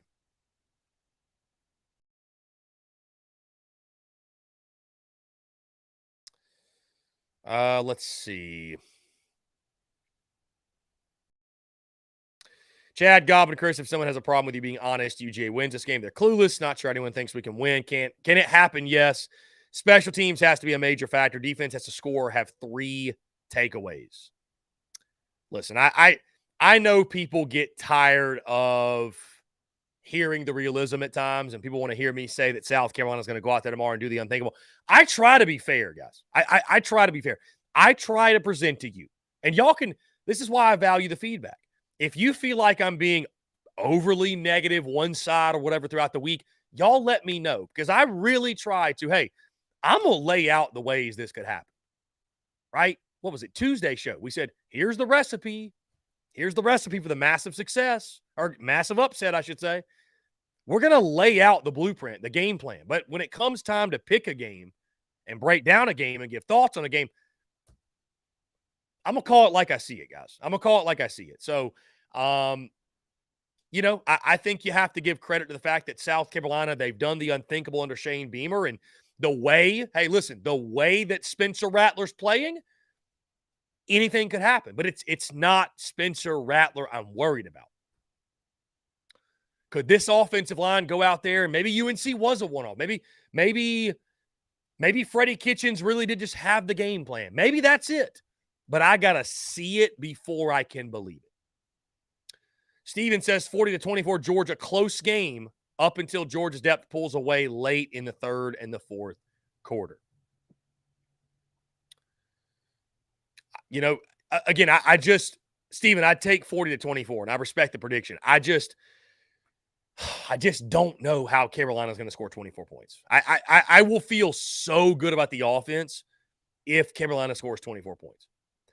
Tom Peterson, we're going to be cooking up dogs tomorrow at the shop. Stop by Carolina Cigars. Guys, all those down in the low country. If I lived down that way, you can bet your butt I'd be down there hanging out with the guys at Carolina Cigars. So go check them out. A lot of fun.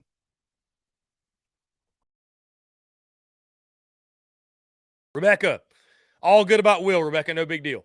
No big deal. Lynn Turner says, this is Rattler's season. He earned it in Charlotte for me without his efforts. They have twice as many sacks and a couple of quarterback fumbles. Like I said, guys, if you're going to pull off the upset, having a confident Spencer Rattler, having a Spencer Rattler that's playing the way he's playing, it's a great place to start. It's a great place to start. So you know you've got that in your back pocket. You know you've got Xavier Legette. I would agree with what somebody said a couple of days ago. The whole break the glass in case of emergency thing, and there are players in there like Nick Harbor and Trovon Bowe and Big Tree Babalade and others, right? Dontavius Braswell, like, this is the week. This is the week to use them. There's no point in holding back and not using Nick Harbor. There's no point holding back and not using Braswell and not using those freshman offensive linemen and not using Xavier McLeod defensively and not exhausting all options. Because if you're able to go out there and keep a tight game with Georgia and play a good game with Georgia, God forbid, beat the Dogs. But even if you don't play a tight game with Georgia, guys, what a confidence boost. What a momentum boost. Because I'm not trying to look ahead on game day eve, and thank you, Dale, for the super chat. I'm not trying to look ahead on game day eve. But you know as well as I do, if South Carolina can go out there tomorrow and put together a valiant effort, how much more confidence does that give this football team, this football program, this fan base, heading into Mississippi State, heading into Tennessee? Because, guys, outside of Georgia on the schedule, there's nobody I look at as like, well, that's a definite loss. Chalk it up. If you show that you're a little bit more than what we thought you were after UNC, I mean, who knows? Who knows? So that's why I've been saying there's a lot of value in playing this thing tight. There's a lot of value in it. I need to see it on the field before I predict it, but there is a lot of value in making positive progress tomorrow and then carrying that forward. Can do wonders for your football team, wonders for your football program, for the confidence of all parties involved, if you can give the Dogs hell for 60 minutes between the hedges. Will they do that? We shall see. Fingers crossed. I pray my prediction's wrong and that South Carolina does the unthinkable. Guys, we have hit 3 o'clock. Again, I want to say thank you all so much for tuning in. Thank you all so much for the love and support all week long. You're on YouTube. Make sure you hit that subscribe button, hit that bell icon so you get notifications of when we go live, when we drop new video content as well. Also, check out the podcast that drops every single day, 5 p.m. Eastern time on iTunes, Spotify, Google Podcasts, wherever you get your podcasts, at the Spurs Up Show, and hit the subscribe button there. And guys, do not forget, immediately following the game tomorrow, we'll be right here, the TSUS A1 Air Quality Consultants post-game call-in show, taking your questions, your comments, and your calls, your live reactions to everything that takes place on the field tomorrow afternoon. Guys, thank you all so much again for the love and support. Another successful week is in the books. Thank you all so much. Appreciate you all tuning in. Go Cox, beat Georgia, and we will talk to you all tomorrow.